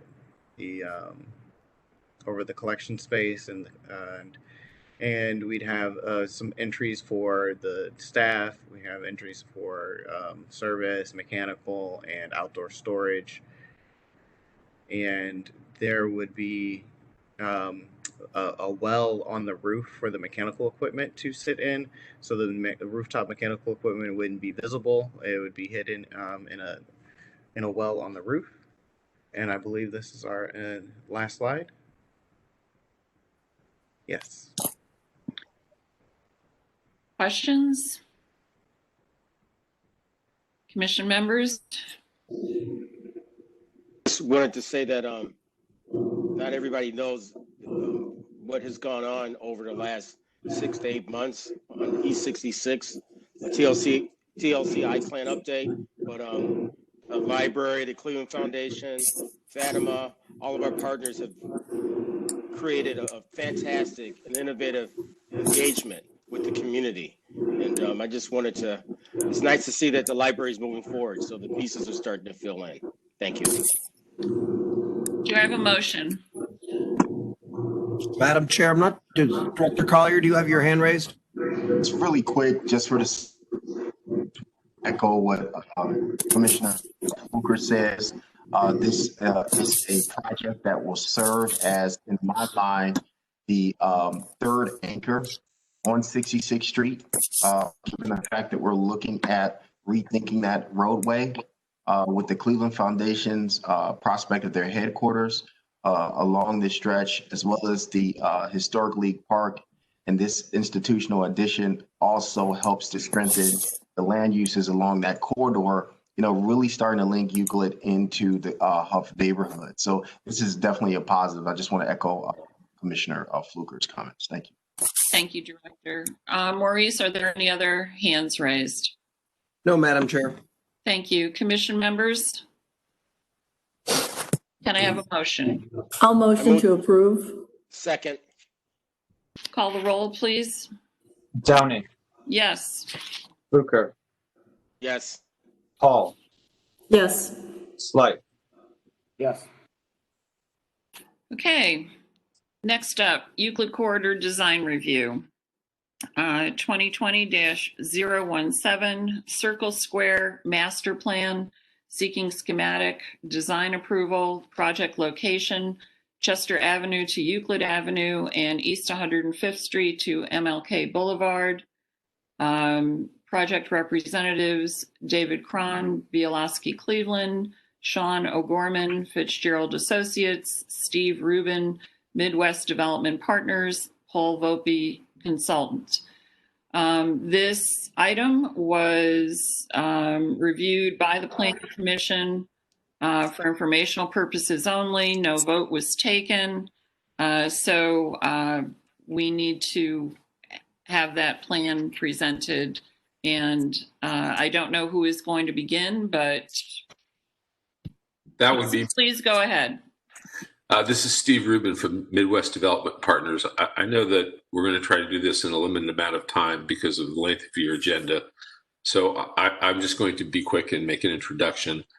As I think you recall, we have schematic approval for the library and library lofts building on Euclid.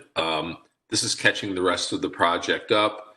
What we're asking for is schematic approval for the district development plan for the proposed new infrastructure and roads and right-of-ways, conforming to the new overlay district zoning, to the 10600 Chester Avenue building, and to the 2-bay garage ramp system, which is stage 1 of 3 stages of construction to put together and construct and combine into one garage. I'll remind the commission that we are building around the current Martin Luther King Jr. Library branch, which is an important community asset and has to continuously operate while we build the new library on Euclid. And so it has caused some unique challenges, which have resulted in us building from the edges in on Chester and Euclid, so that the library can continue to operate. And next slide.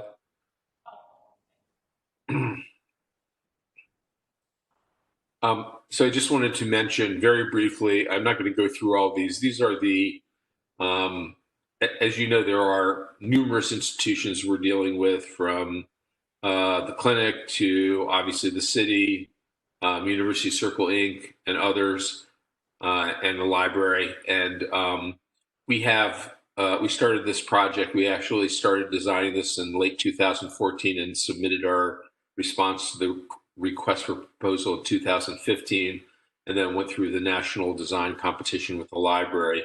So we're excited to get to this point. We are hoping to begin construction of one or both of these buildings in March. Obviously, there are still some things to do, and one of the things we need to get, some of these things are well on their way to completion. A few are not, and one of the things we obviously need is, and are seeking, the reason we're seeking the approvals today is to continue to move some of these processes along. All of them are in process. All of them we expect can be completed by March. And with that, rather than for me to turn it over to the design team, Paul is going to talk about planning and infrastructure. John Gorman is going to talk about the 10600 building, and David Cron is going to talk about the garage, which have subject conversation in the past. With that, Paul. Next slide, please. Good morning. My name is Paul Volpe. My responsibility is the planning and urban design for this project. I've been involved since its inception about 5 years ago. Needless to say, and I will move briskly, it's a lot to cover, but I realize there's not a lot of time to do it. What's very important is the location. It's in the center of the 4-mile expanded Greater University Circle District. You can see the little logo in the center, and it is always been thought by us as a town center, having the potential an urban town center. And next slide, please. And what's so critical about this is that our thought of a true town center is it needs to be mixed use. And there's not a lot in this area that is mixed use. It's primarily institutional. There's thousands and thousands of jobs. but there needs to be a central place where not just the institutions, but the neighborhoods can celebrate living in University Circle. And that's why we so strongly support the expanded 4-mile area that emerged over the last 10 years. Next slide, please. Much has been done, as you will see today. Quality architecture is the hallmark of what's been done in University Circle, and projects of real scale. Next slide. We intend to maintain that energy and consistent quality. It starts with the public library. The police station has been torn down. That was the catalyst to the ability to redevelop this underutilized and really isolated property in the center of the district. The library agreed, as you're aware, to relocate to the square that you see in red, and we are facilitating that happening through very complex land transfers. Next slide. And we are very close to starting construction on the new library, which is lovely and has received schematic design approval. Next slide. And on top of the library, consistent with the whole mixed use effort, which is very difficult and more expensive, we're building a lovely multifamily building, residential building on top of the library. And the two work together to give a sense of place and scale and make living here the hallmark of this new city center. Next slide. Not long ago, we received conceptual approval on a new residential tower. You're going to see that today. That's part 2 of the agenda. Next. And in the future, we hope, and this is brand new, to have an office building here, as well as the residential buildings. We don't know yet whether it's possible. Midwest has begun a marketing effort. You can see here that whether it's technology oriented or more traditional office oriented, the architecture will adapt beautifully this site that will help redefine the former historic University Circle, which is opposite the One University Circle Tower that was finished about 2 years ago. Next slide. This all starts with an understanding that there are 3 blocks here. The block configuration is important because it's urban. Next slide. The urban core overlay district zoning is of premier importance to how we thought about this and how the planning and urban design unfolded over the months that we've worked on this. The zoning provides, in a non-prescriptive way, more of what we call a form-based way, to create a high-density, mixed-use neighborhood like this where one doesn't exist. And we have worked cooperatively with everyone involved to envision what it could be like, and then created the forms consistent with those thoughts that are what the zoning is all about. Very quickly, you can see in the back the One University Circle Tower, which sits very lonely off in the background. We're proposing to build 2 more towers on the on the Chester side. This will create a sense of enclosure and inclusion here. We want to keep the scale along Euclid Avenue consistent with the scale of mid-rise buildings like the historic Fenway, a senior tower that was just renovated. Pedestrian access is critical around the library, is so important. And we plan, as you will see, to have beautiful wide streets, concentrated service areas. So the high density activity that occurs here doesn't disrupt the quality of life in this neighborhood for over 2,000 residents. This will be a magnificent concentration of real urban life. And David is going to talk later about how we address the need to park cars and how they're integrated in here in garages that only are functional, but they're beautiful at the same time. Next, please. So here is the plan. You saw the earlier version. I will just say it's full of nuance. I won't get into the details that, other than to say that this project from the beginning, we said it would not be homogeneous. It would not be monolithic, repetitive architecture. We have 6 different architects, two different urban design firms, and we have a very creative civil engineer doing the public infrastructure. This team has collaborated together, and what comes out of that kind of collaboration is something that doesn't look like a lifestyle center, like it was built overnight, like, well, I won't name any names. This is Cleveland. This is our city. It's urban. So what we're going to build in a 4-year period will look like it's built over time, because it was influenced by so many different people and so many different institutions and enormous creative talent. Next slide. The ground level will be primarily residential, as you can see in red.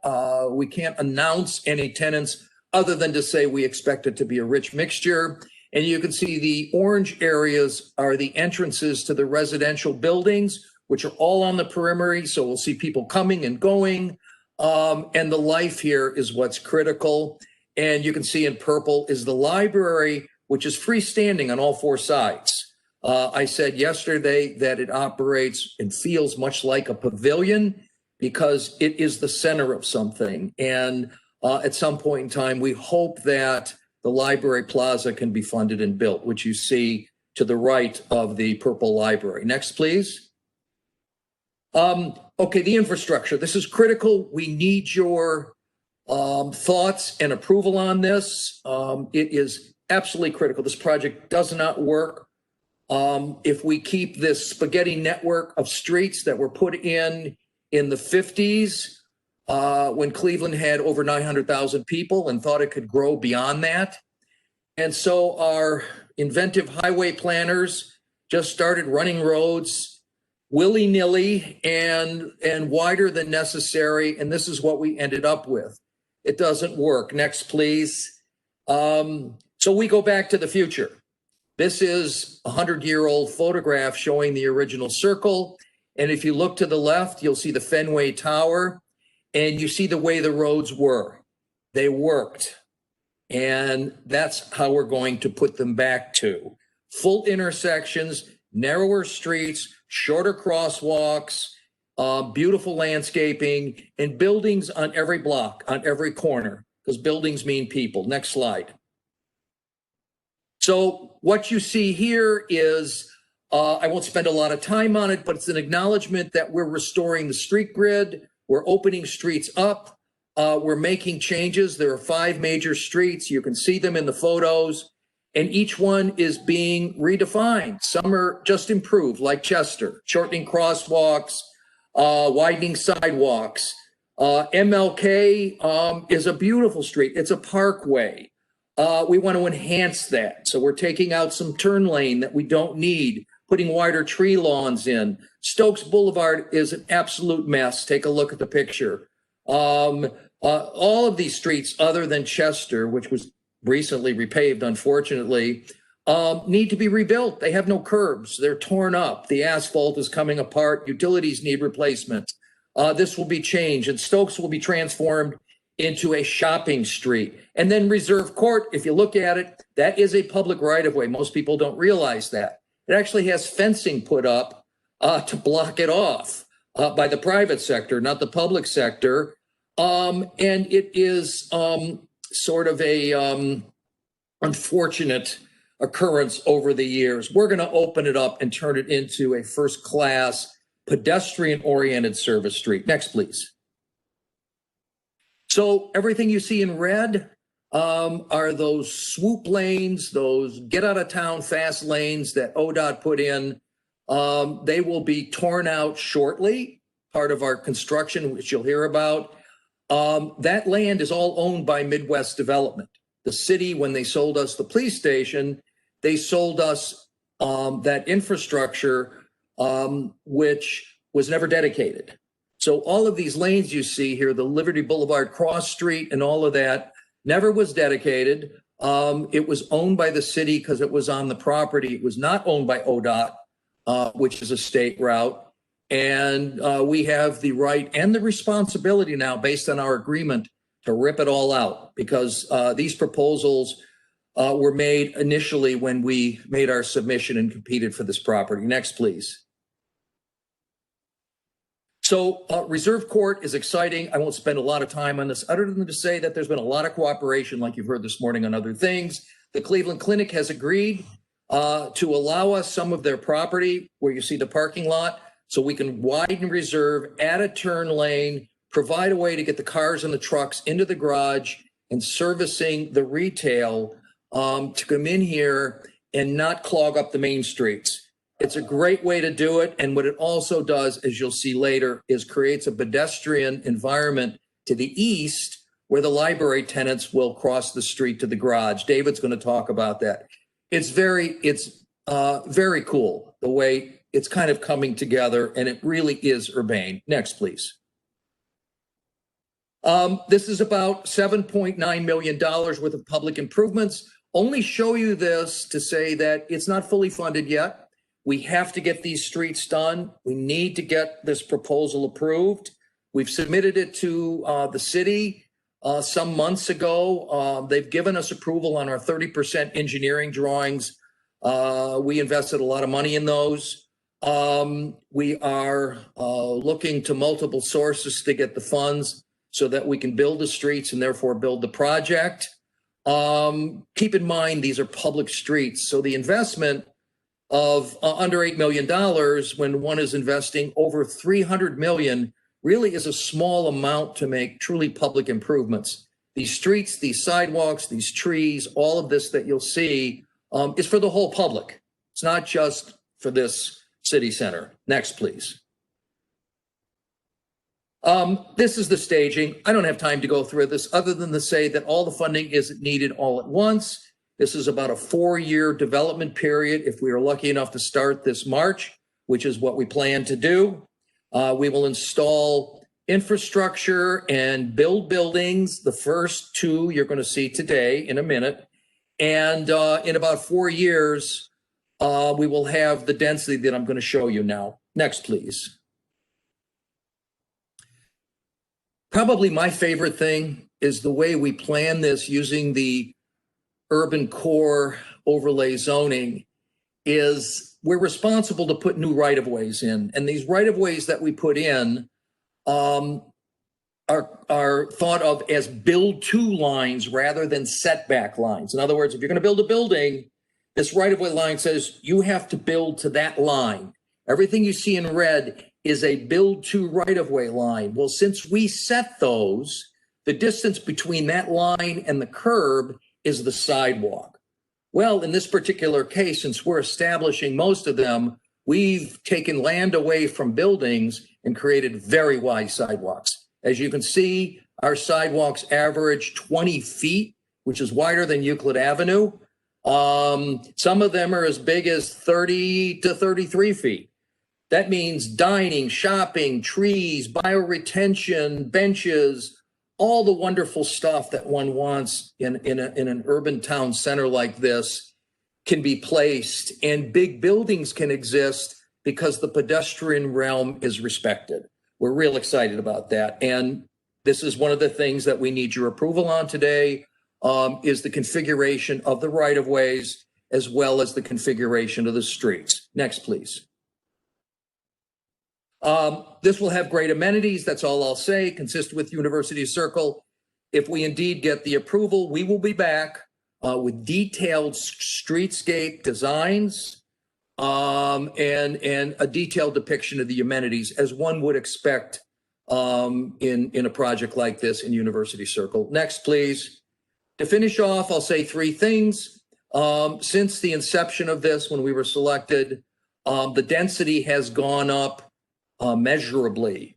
We have more parking spaces, but that's because we have more residential units. We have the potential of a hotel, more of a boutique-sized hotel, and we have the potential for an office building, which requires parking spaces.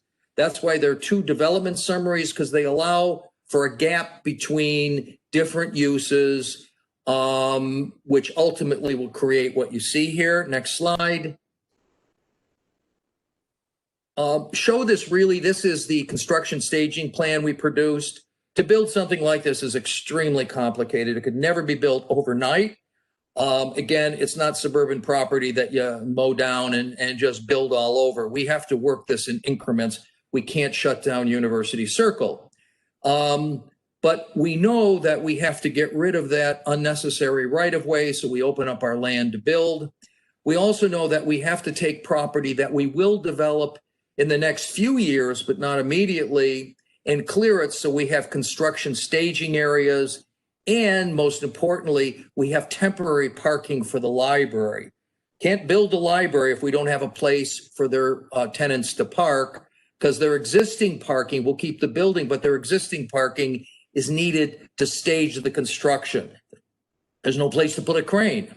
So the crane will reach over Reserve Court, we'll build the library, all the material, the steel and the like will be packaged in those areas in light blue, 15B, and those areas will also be used to build the tower that you're going to see. So on what we call the East Stokes block, which is to the east of Stokes, you see number 10. That is a 50-car parking lot for the library. And the light blue and the dark blue areas are areas that we have to have for staging. We got to be able to lay down materials to build all of this. And then the site will ultimately have to be cleared anyway to build the buildings that I showed you earlier. So we will need your approval to clear this property, put in a temporary parking lot so that we can construct. Without it, we just can't do it. Next and final, this is just an image of how it all comes together, how we expect it all will come together, and we're most excited about it. So that said, I am finished with this piece of the presentation. Okay. Maurice, are there any hands raised? We have no hands raised at this point. Okay. I take that back, Director Collier. Director? Yes, ma'am. Thank you so much. I want to say a couple things about this project. We've been working with Mr. Volpe and his team on this project for some time. We're very satisfied with the progression of this project. There's a couple of key things that I want to highlight about this that are very indicative of the spirit and intent of the zoning legislation that was put in place here. We believe that this project creates places for people rather than just prioritizing moving people, traffic. We believe that the density here contribute to this area around the museum and really starts to give you a sense of true urbanism in this area of town. From an infrastructure perspective, with respect to the sidewalks and moving a lot of the ancillary roads, that spaghetti that just basically connects people to, different main streets in a bunch of different ways, which are really unnecessary. And quite frankly, they are not necessarily efficient. Okay, so part of what we're trying to do here is make sure that we have an environment that's walkable, that feels very urban and very authentic.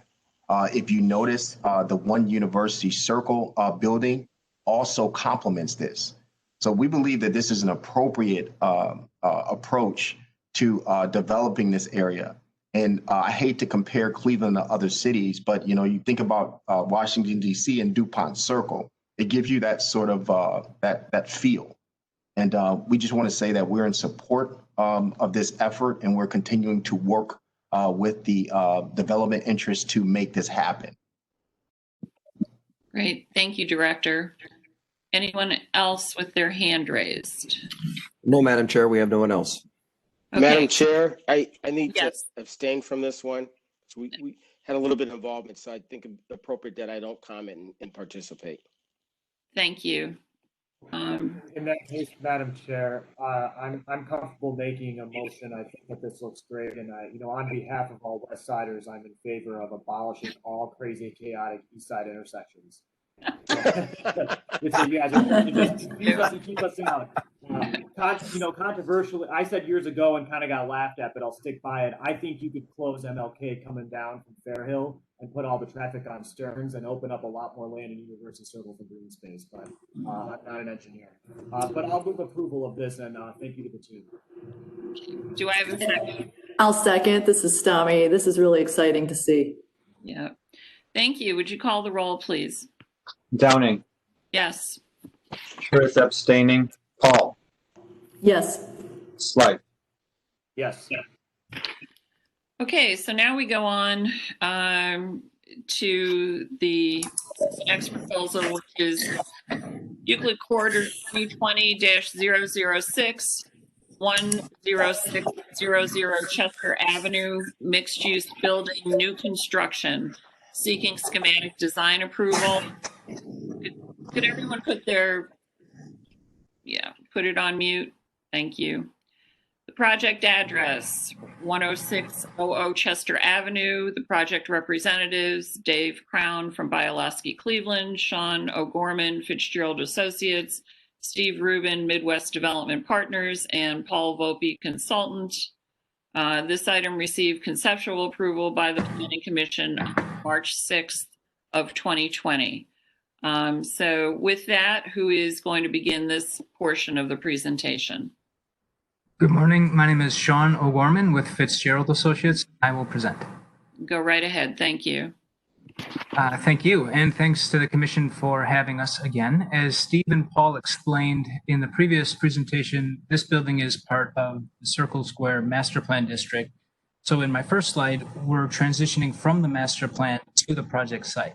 And I want to reference a point from our previous conversation that sense of place has always been a very central theme in our design. In our conceptual presentation, we talked a lot about how our building engages with to the larger community as well as the immediate master plan district. So in the next slide, we have a massing diagram that illustrates how we shape the building to respond to these view corridors that we've highlighted. We went into more detail with this with the Architectural Review Board, but the point that I want to summarize here is how we're aligning the planes of our facade to these view corridors and the alignment of our residential entry to the intersection of these volumes where they meet the ground is an important part of our sense of place. If you go to the next page, you'll see the ground floor plan with our residential entry at the middle of the block. And programmatically, that allows the retail area to occupy the corner of Chester and Stokes, putting all the retail storefront and the pedestrian on the pedestrian corridor of Stokes Boulevard. Moving up the next slide, moving up the building, the residential levels 3 through 6, the residential parking levels, cars are located directly beneath the apartments, providing private, secure parking. And the dash line you see on this plan indicates the outline of the building above. So you can see how we've shaped the building to pull that front face back from the podium, the front face of the tower above back from the podium, obscuring the visual mass of this tower from the pedestrian perspective at the street. Moving up to the typical floors in the next slide. You've seen this before, but I'm showing to again highlight the alignment of our building to the view corridors, the resulting geometry of the building, which is finally evident in the rendering of our northwest corner in the next slide. You can see here we juxtaposition the two volumes with the two different facade treatments, both in the types of glass and the type of the window wall assembly. I'll point out the glass sample images on the left. Here, the difference between the two samples is achieved by a different coating, which gives them most notably a difference in reflectivity. So on the right, you see the taller volume of our building, set back from the street, has an all-glass facade with a higher level of reflectivity. This will give us a more visually active surface in that its appearance will respond more significantly to the varying sky conditions at different times of the day. You can see this variation in the sample images on the left. To balance this, at the shorter forward volume, we're using neutral glass, but we're applying a richer texture in the way that we express the metal mullions and the metal slab edge covers across the plane of the volume. You can see this also in the next image from the northeast, again, how that texture works across the surface. This image also shows two important design revisions that we've made based on recommendations from Euclid Corridor after our conceptual design presentation. The first one, I'll point out quickly how the tower interacts with the podium at the east. The difference is that we're now carrying the geometry of the tower down to the retail, but transitioning to the materials of the garage. This is consistent with our strategy of emphasizing different intersections between geometries. Here we've carved the adjacent surfaces back, and we're extending the tower to counterpoint the identity at the retail at that corner. And this also leads me to our second and perhaps most noticeable design revision, and that is the articulation of the garage facade.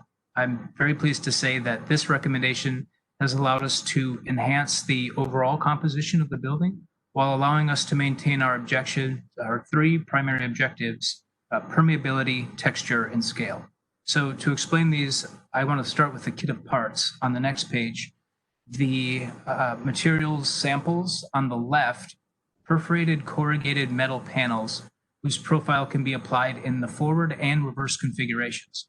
So on the right, you'll see how we can vary the perforations in the panels to increase the permeability and also the transparency of the panel. So we couple that variation along with the progressively lighter color to increase the differentiation in appearance between the panels. The next slide shows a close-up view of these variations and how we're creating a pattern using color and shape to give us texture. And when we apply these panels to the garage structure, we get another layer of texture as we see the lines of structure carrying across behind the panels. The concrete beams, the concrete beams are visible through both the transparent panels as well as the regular spacing of the garage panels. Stepping back to the streets in the next slide, we see how these different layers of texture weave across the facade, and you can get the sense of a dynamic and changing backdrop to the pedestrian experience. The upturned concrete beams of the structure work to shield any glare from headlights from spilling out, but the permeable panels let diffused light and air pass through. As we transition to the next slide, I'll make a quick point of clarification. The streetscape that we're showing here is only an example of what may come. As Paul mentioned, we'll come back for a separate approval once we know exactly what business will occupy the ground floor. But we're showing these images to showcase the facade and how the orderly spacing of the panels and the layering of the texture responds more consistently with the scale of the apartment facade above. And the permeability of the panels gives us this dynamic and changing appearance across the plane and at different times of the day. So what was the darker negative space between the panels during the day transitions at night to a backlit illuminated inverse effect. Pulling back to the overall elevations on the next slide, you can see how these textures work in the overall composition. This image shows very well the density of the window mullions progressively increasing from west to east, and again, the patterning of those panels on the garage facade. On the next slide, the opposite elevation, you remember the steps in the floor plan, we're using those to break up the massing and progressively step the building back from the pedestrian vantage point of Stokes Boulevard. We're using the same technique of emphasizing the intersection between two volumes that read through from the north, and we're using the same language and the same expression of texture and how we intentionally arrange the mullion spacing. Which brings me back to the next slide on the front door. The point here is all of the moves in the building geometry and the material changes are done to enhance the pedestrian experience as people move to and through the district, again, emphasizing the sense of place and signaling the connection to the surrounding community. With that, I'll turn it over for any questions. Maurice, are there any hands raised? No hands raised, Madam Chair. Thank you. Commission members, any questions, comments? I have a point of clarification, I suppose. There's this item on the agenda, and following this, there's one for a separate parking garage. Is this all? Are these two separate items, or is there an additional parking garage we're talking about? I have two separate items. There is another public parking garage that David to after this. That's for the public. The garage that I mentioned in this presentation is for the residential tower. Madam Chair, we have Director Collier. Director Collier, go ahead. Yes, ma'am. Just a quick question. With respect to the parking facility, I tend to think about the Westin downtown of St. Clair because it has a similar condition. The parking is relatively hidden. In this night view, are you able to, your eyes, are they able to penetrate that garage and you see vehicles? So from Chester and Stokes, the view will be the same in that at the street level, as you're looking up, we have the upturned beams, which are mostly obscure. They're certainly obscuring any headlights from pointing through, but they also obscure the cars, depending on your perspective. So when you're looking up, you're going to see the glow of the light coming through the panels. The automobiles themselves should be mostly primarily obscured from vision. Now, of course, you go back far enough and you'll be able to see it, but from the street level, you can see it in this rendering because we're up a little bit and back. But from the sidewalk, the cars will be primarily obscured. So a couple things I want to bring up. And by the way, I think design-wise, from a design perspective, it's a very modern, sleek approach, which I think is great. There is a parking garage right across from the Westin. And for years, I never knew that it was a parking garage because it was hidden in plain sight. I mean, it was literally building facade fronting the garage. And I know that because of, a parking garage, you have exhaust, fumes, things like that, and it has to be breathable, for lack of a better term.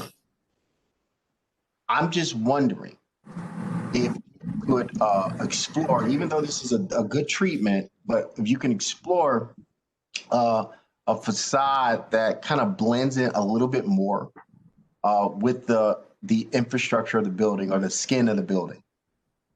The reason why I say that is, part of the reason why we had this liner building requirement is so that you can't see parking facilities fronting on these major corridors. But we understand that each development has to be judged on its own merits, and there's true scenarios where that may not be able to be achieved. But absent of that being able to be achieved, the expectation is that we stretch ourselves as far as we possibly can with hiding it in plain sight. Are you following me? I think so. And if I could ask to back up a few slides, I think I can address, I'm thinking 2 or 3 images to that kit of parts materials. And I have an idea for, we've been studying, an idea for, one more slide, please. The way to provide the most obscure view through the panels is by the least opacity. So you see on the right, there's from 40%, 23% to 10%. So what we'll be doing in the steps to come is making sure that the panels are as solid as possible. Like we'll have minimum code requirements to make sure we have the right amount of air transitioning through the garage for the ventilation, but we can take that down to code minimum. We have all 4 sides of this, garage that can let air through, so that will work to our advantage to use as solid a panel as possible, and then maybe advance 1 slide to the next image. So you'll see here how, if you look at the images on the right where what's the brighter panels in that middle row, that's a more solid panel that's reflecting more of the light back, the color of the panel. And then, the other panels where you can see the cars are the ones that have the greater transparency. So what we'll do is use the least amount of highly transparent panels and use the most amount of solid panels to achieve that. Okay. All right. So I would like to defer to Commissioner Fluke on this because of his architectural expertise. I'm wondering, and again, overall, I think this is a great design, a great project. I'm wondering, could there be a combination of those panels so that the garage can be breathable with some more glass-like treatments to kind of capture more of the building skin on these parking levels? I'm just curious, and I want to kind of throw that out to Commissioner Fluke. Well, Director Carl, my position as a planning commission member, I don't try and design buildings. True. My point, my position. I mean, anything's possible. I think, at the end of the day, if this is a open air garage, you need so much openness, right? And it's a math exercise. So, naturally anything's possible. I'm not going to try and change the character of the building. I think, the concept that's been developed from an aesthetic standpoint makes a lot of sense to me. So, Thank you. Madam Chair, we have Mr. Volpe. Go ahead, Mr. Volpe. Thank you. Director Collier, I know how strongly you feel about this. We've talked about it. This is not easy. I mean, as an architect, we design buildings for people. And so windows are there so people can see out. And, you know, good design, we use clear glass so people can see in. And of course, light transmission is important. But it is a sealed enclosure, and this can't be. What we can't forget about a parking garage is even though we don't want to see the cars, and you won't see the cars, but that perspective did show you the tops of cars, but the eye level was raised about 40 feet. Not going to look at it from 40 feet. The pedestrians are all on the ground, and you won't see the cars. But more importantly, or as important, is the fact that people park their car, and a lot of times they park at night, and a lot of times, you know, they come home and they want to feel secure and they want to have a sense of the outside. What I love about this is that every other panel, there's a peek outside, light comes in, light comes out. People can see the street, they can see shoppers, they can see other buildings, but people aren't seeing the cars. So not only is the building breathing, but if I'm here parking my car, whether I'm a shopper or an office worker or a resident, I feel connected to the neighborhood. And I think that's really important. This facade is not static. It's more than textured. It's rhythmic. It's almost pixelated the way it's going to look. Every time you look at it and you take a step, the view is going to change because of the way these panels are configured. I'm not trying to talk you into it because I understand theoretically or philosophically what you're opposed to. I'm just talking from, I didn't design this. I mean, Sean did in his company. I'm just trying to tell you, we struggled with it. And this new design, I think, will be really outstanding. We studied garages all over the United States, and this is one of the best I've seen. I think I'll probably have a better appreciation for it as you see it, you know, in real time, as far as its visual effect of the materials that are being used. So yeah, I'm not opposing per se this treatment. I'm just trying to based on the images that you're seeing is making sure that visually the pedestrian doesn't see it, and if I'm living across the street or in another high rise and I'm looking at eye level, if I'm on a second or third floor, you still have that hidden in plain sight sort of feel. Thank you, Director Collier. Are there any other hands raised? Yes, Madam Chair, we have Councilman Slife. Councilman? Thank you. And I remember to put my hand down this time also, Maurice. I think this is an important part of the design just because, if the average, from a distance, the building will be, very noticeable and very sharp, but from the pedestrian level, at the parking garage with this many stories, it really, you'll be experiencing the parking more than the, building above it. And, if we're throwing out things to look at, another suggestion might be if there's any possibility to kind of add some color to it. It's a lot of gray, and I don't want to start over prescribing and talking about greenery and things like that, but it just does strike me as a lot of gray in comparison to the building above, which is blue and will reflect colors off the sun, things like that. So, if there's any ability just to kind of consider that as a next step, I'd be interested in seeing what's possible. Yeah, that's absolutely an important point to us. We have with the different levels of transparency and the different levels of color, we're going to be working very hard to get those exactly right to make sure you get the right amount of differentiation and the right response to the tower. So in terms of, like the different tones of the color, right? We didn't want very different, dramatic, but in terms of making sure there's enough tonality difference between the colors, yeah, we will absolutely be dialing into that very closely. Okay, any other hands raised? We have Paul, Mr. Volpe, but I'm not sure if that was from previous. Might have been. Sorry, that was previous. Okay. Commission members?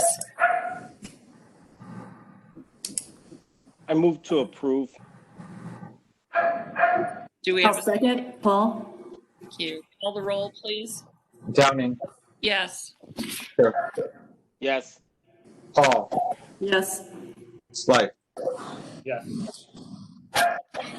Okay, that is approved. Now we move on to Euclid Corridor 2020-007. Parking structure, new construction, seeking schematic design approval. The project address 10590 Chester Avenue. Project representatives Dave Crown, Bielowski Cleveland, Sean O'Gorman, Fitzgerald Associates, Steve Rubin, Midwest Development Partners, and Paul Volpe Consultant. This agenda item received conceptual approval by the Planning Commission on March 6, 2020. Additional elevations were requested. So who is going to begin this presentation? I will, Madam Chair. This is David Cron with Bielowski. Go right ahead. Thank you. Thank you. So we start here with just 4 bird's eye views to give everyone an orientation to the overall garages, which Mr. Volpe has already explained in general sense. The darker blue is the garage which we're looking at here today, which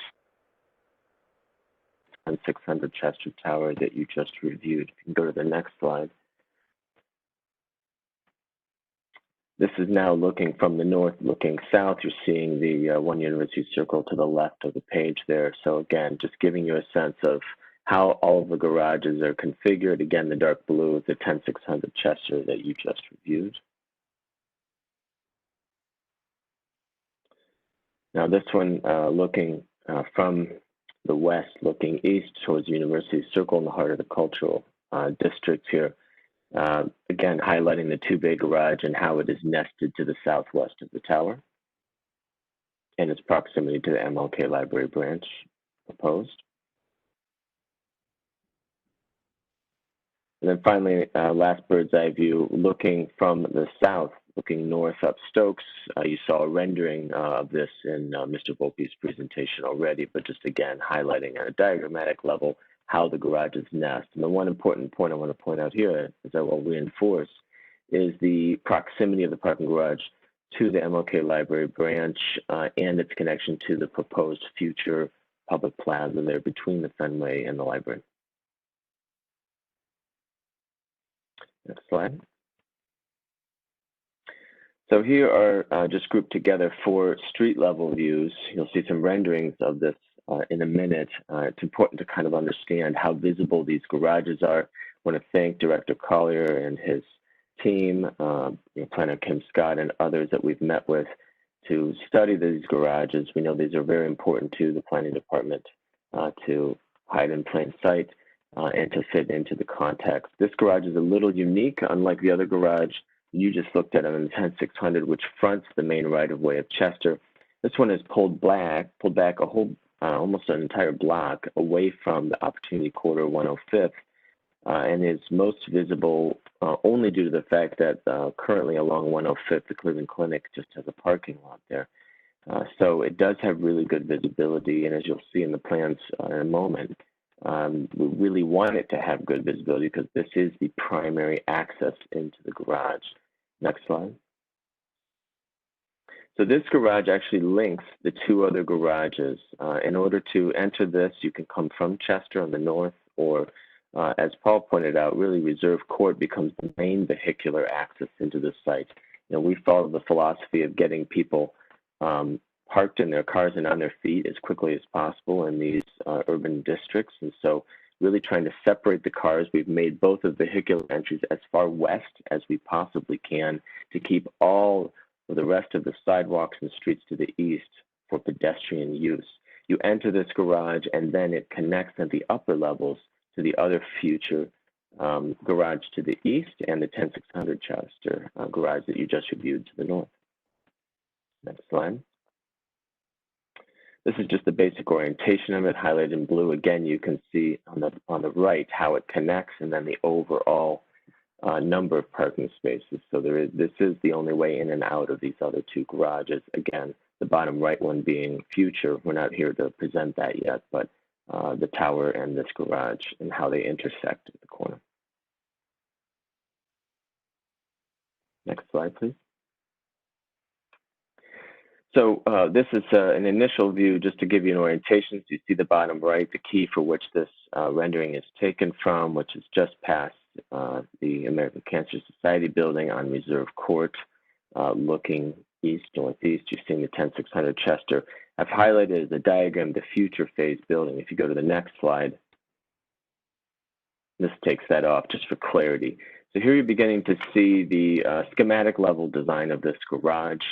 We have studied a number of different configurations for this facade due to the layout of how it connects into the other garages. The ramp must be expressed to the west, and therefore we are taking the opportunity to actually allow some of the language of that to energize the facade in a way that we see as like an action of transportation, celebrating the fact that we do need this to be the main vehicular entry. We want it to be highly visible.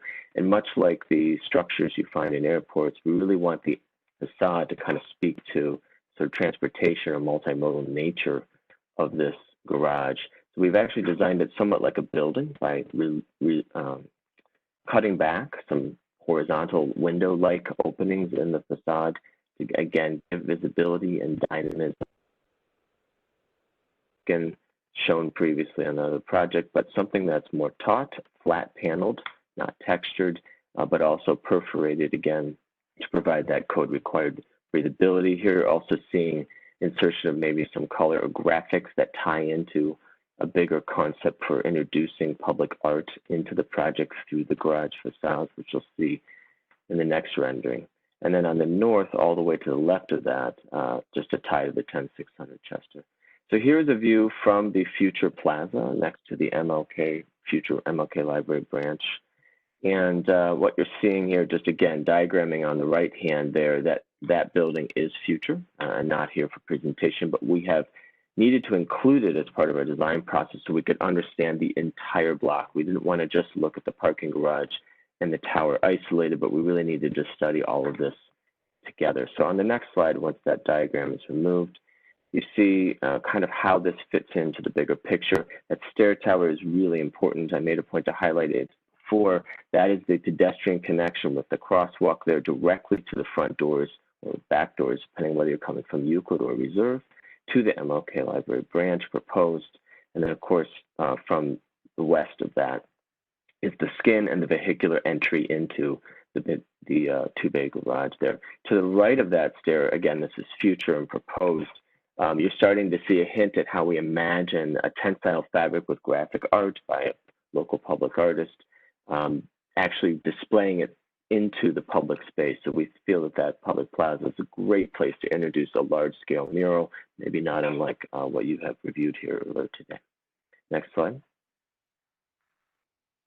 Again, just identifying where this view is taken from. Here now we are on Stokes, the corner of Reserve to the left, looking north, 10600 Chester, Judson beyond, and then that future phase building. Again, we want to be able to include that in today's presentation because we want to study the block as a whole. So if you go to the next slide, we see this third rendering kind of showing that future phase as being something where the skin begins to knit together all of the concepts. So ideas of the perforated metal panel, ideas of bringing the glass down in front of the garage on the corner, which the 10600 Chester did to the northwest corner by the lobby, and also introducing maybe thoughts of the public art, rhythm of bars that have graphic art on them that could be part of the branding, could be local artists. This is just a hint, again, not part of what we're here to present to you for approval, but it also gives a sense of the streetscape and the life that you've seen presented as part of this district. Next slide. We're a little early in our schematic design here, so we don't have as final a materials as was just shown in the 10600, but just to give a sense of the palette, the far right, we see that pedestrian tower is really glassy, light and bright, lit up at night. It is a focal point in the primary connection to the street, to Reserve Court, back into the retail district, and of course down to the library. The tensile fabric screen I described as being a printable public art. You've seen these in other garages. We literally start with white and can print anything on them. high performance tensile fabric. And then to the left are two different perforated panels, both taut, non-textured, and some expressing structure and rigidity, and others feeling more flowing like a ribbon that create those openings that are almost like building like windows, so to speak, within the facade. So with that, I'll turn it over to any questions for this review. I'd like to say to both of you guys with the garage application, it's appropriate in my opinion. I live across the street from a Cleveland Clinic garage, a 3,000 car garage, and it feels like daytime every day, every night. Doesn't matter, because when those lights, there's nothing to diffuse the light leaving the garage. And I think this is a very appropriate and very creative way to manage that, especially with incorporating the tensile fabric as well. Maurice, anyone else with their hands up? Yes, we have Director Collier. Director? Real quick, just with respect to that 105 side, could you go back to that slide where you show the view from 105? Okay, all right, so there's a parking lot that sits there today. Obviously, when we think about 105th being the major north-south corridor, which Opportunity Corridor is part of that investment, and we got $20 million on the table to further enhance that stretch of corridor. If in fact that parking lot, which we would hope happens, where some type of building goes on that in the future, what would you do to signify sort of that this is your sort of main parking structure? And the reason why I'm asking that is because this is part of the reason why we had some discussions previously about the treatment of this facade in the interim, which I think you did a good job on just treating this facade so that when you're looking back into this, you're just not seeing, a harsh parking garage. This was a similar issue that we had faced with university hospitals when they first did the cancer center, and they put in the garage facility, and they put in a public park. The garage was flanking the park, so the garage became the backdrop, and they did a masterful job of treating it that way. With this site, I think the difference is that it's not a public park, but it's a parking lot there, which we hope gets developed. And I noticed that you have this P that conceptually represents the demarcation that this is the main entrance. Would you consider I guess this is a question and a statement, consider a projecting sign in the future? Because if that gets developed, it'll block everything that you're showing now, which we want to see it develop. So projecting signs are creating a alternative approach to making sure that people are aware that this is the main sort of entrance that we want to get people into. Well, I really appreciate that comment, Director Collier. I'm kind of laughing because we actually studied this horizontal skin as potentially having some taut dimensionality, pushing and pulling around that corner. And actually, we would love to revisit that as we move from schematic here to think about how that could be incorporated with projectile signing. I think it's a great idea. Okay. Madam Chair, we have Steve Rubin. Steve, go ahead, please. I want to respond to Director Collier. The simple answer is yes. I think it's a great idea too. And if we left it where it was now, we would most certainly want to do. Would want it to project. So looking down Reserve Court, you could see the parking lot. It's a great idea. Thank you.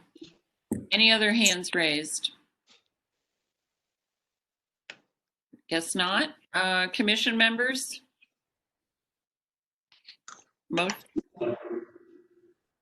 I move to approve with the caveat that the applicant explore how the garages faces the public rights of way.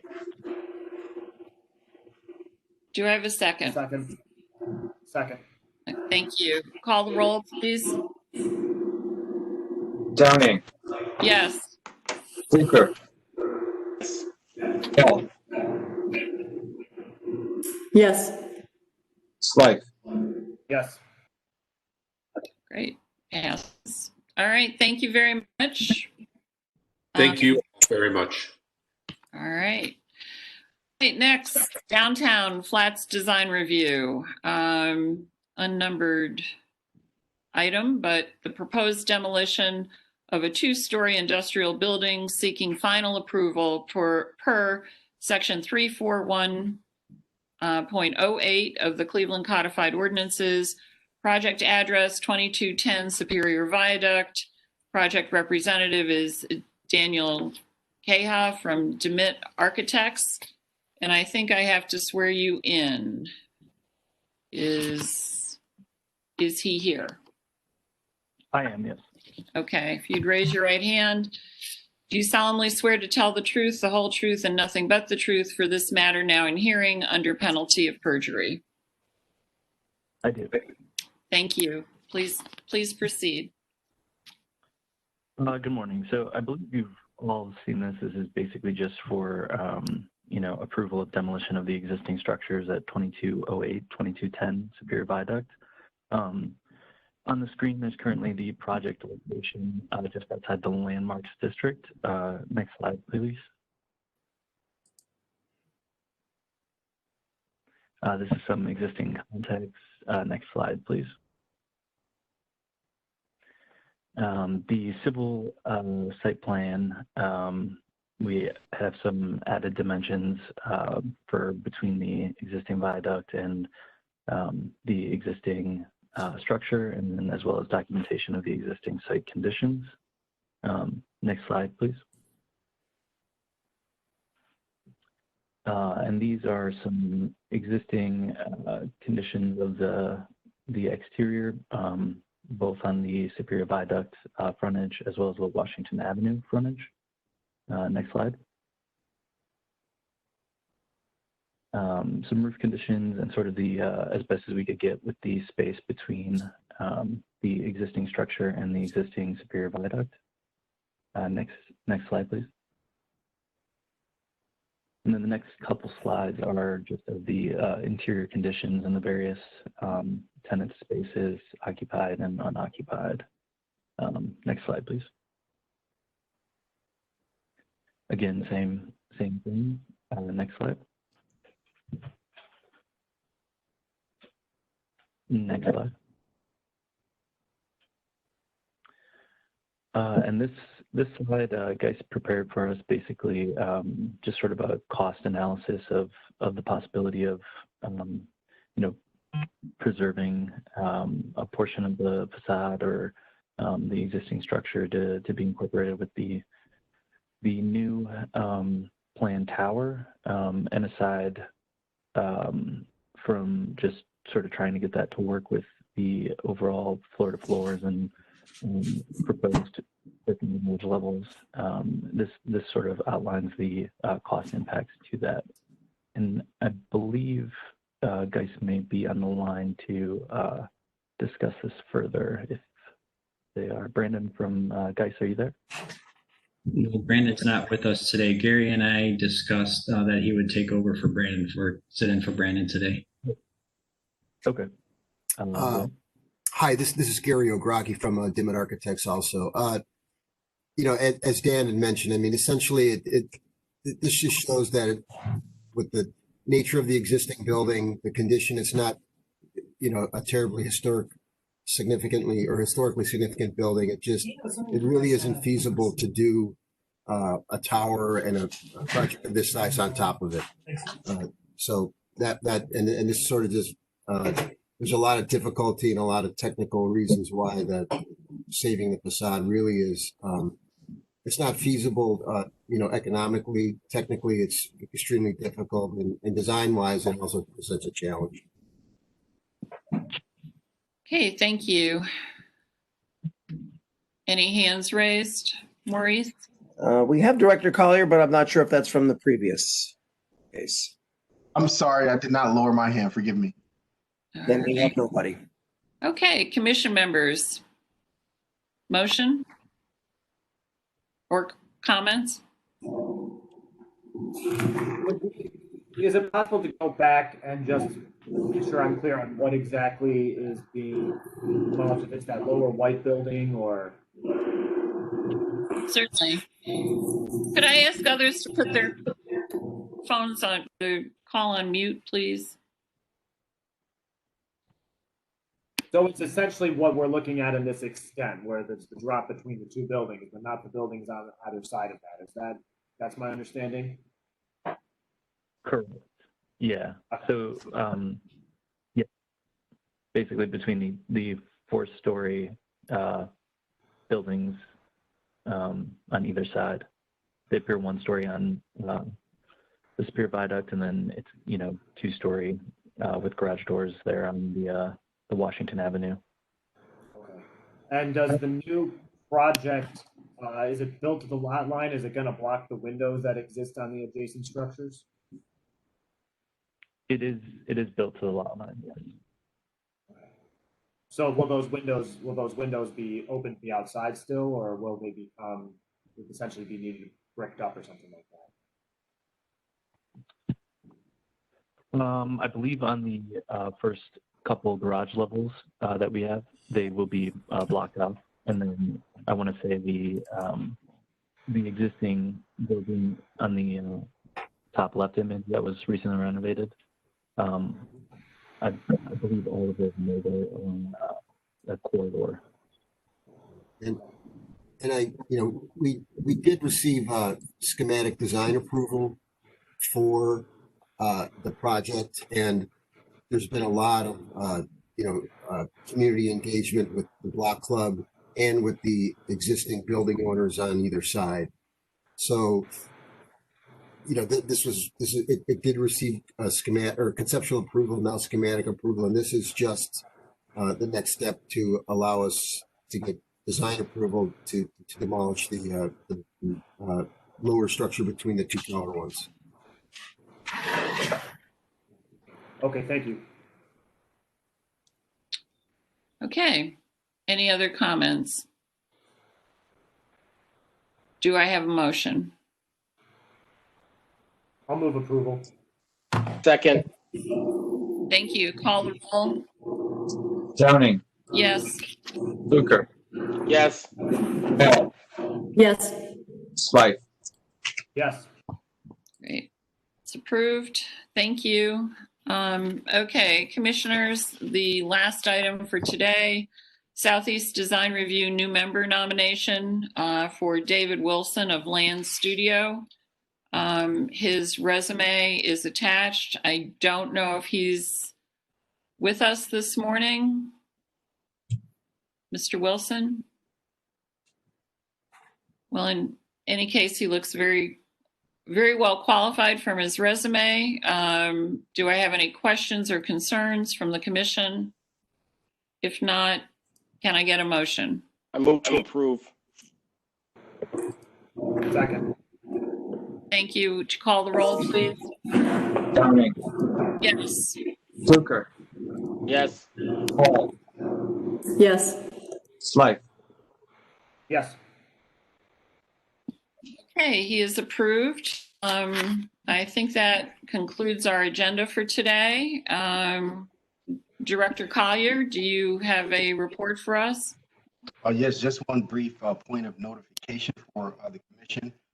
We have had gotten our review of the small box legislation back from the law department. So we'll be ready to discuss that with you at a subsequent meeting. But we do have the draft of the legal analysis for the small box legislation that we've been working on. This has to do with the dollar store conversation. So that's a very important piece, and we will be seeking to get that in front of you. Great. Well, thank you very much. Are there any other comments from commission members? When you chair, Madam Chair, we get out before noon. Yeah, I second. All right, so what are we saying? I vote for that. Everybody have a wonderful Labor Day weekend. Thank you so much for your good work this morning. Nice job. Bye. Thank you, guys. Thank you. Thanks, everyone.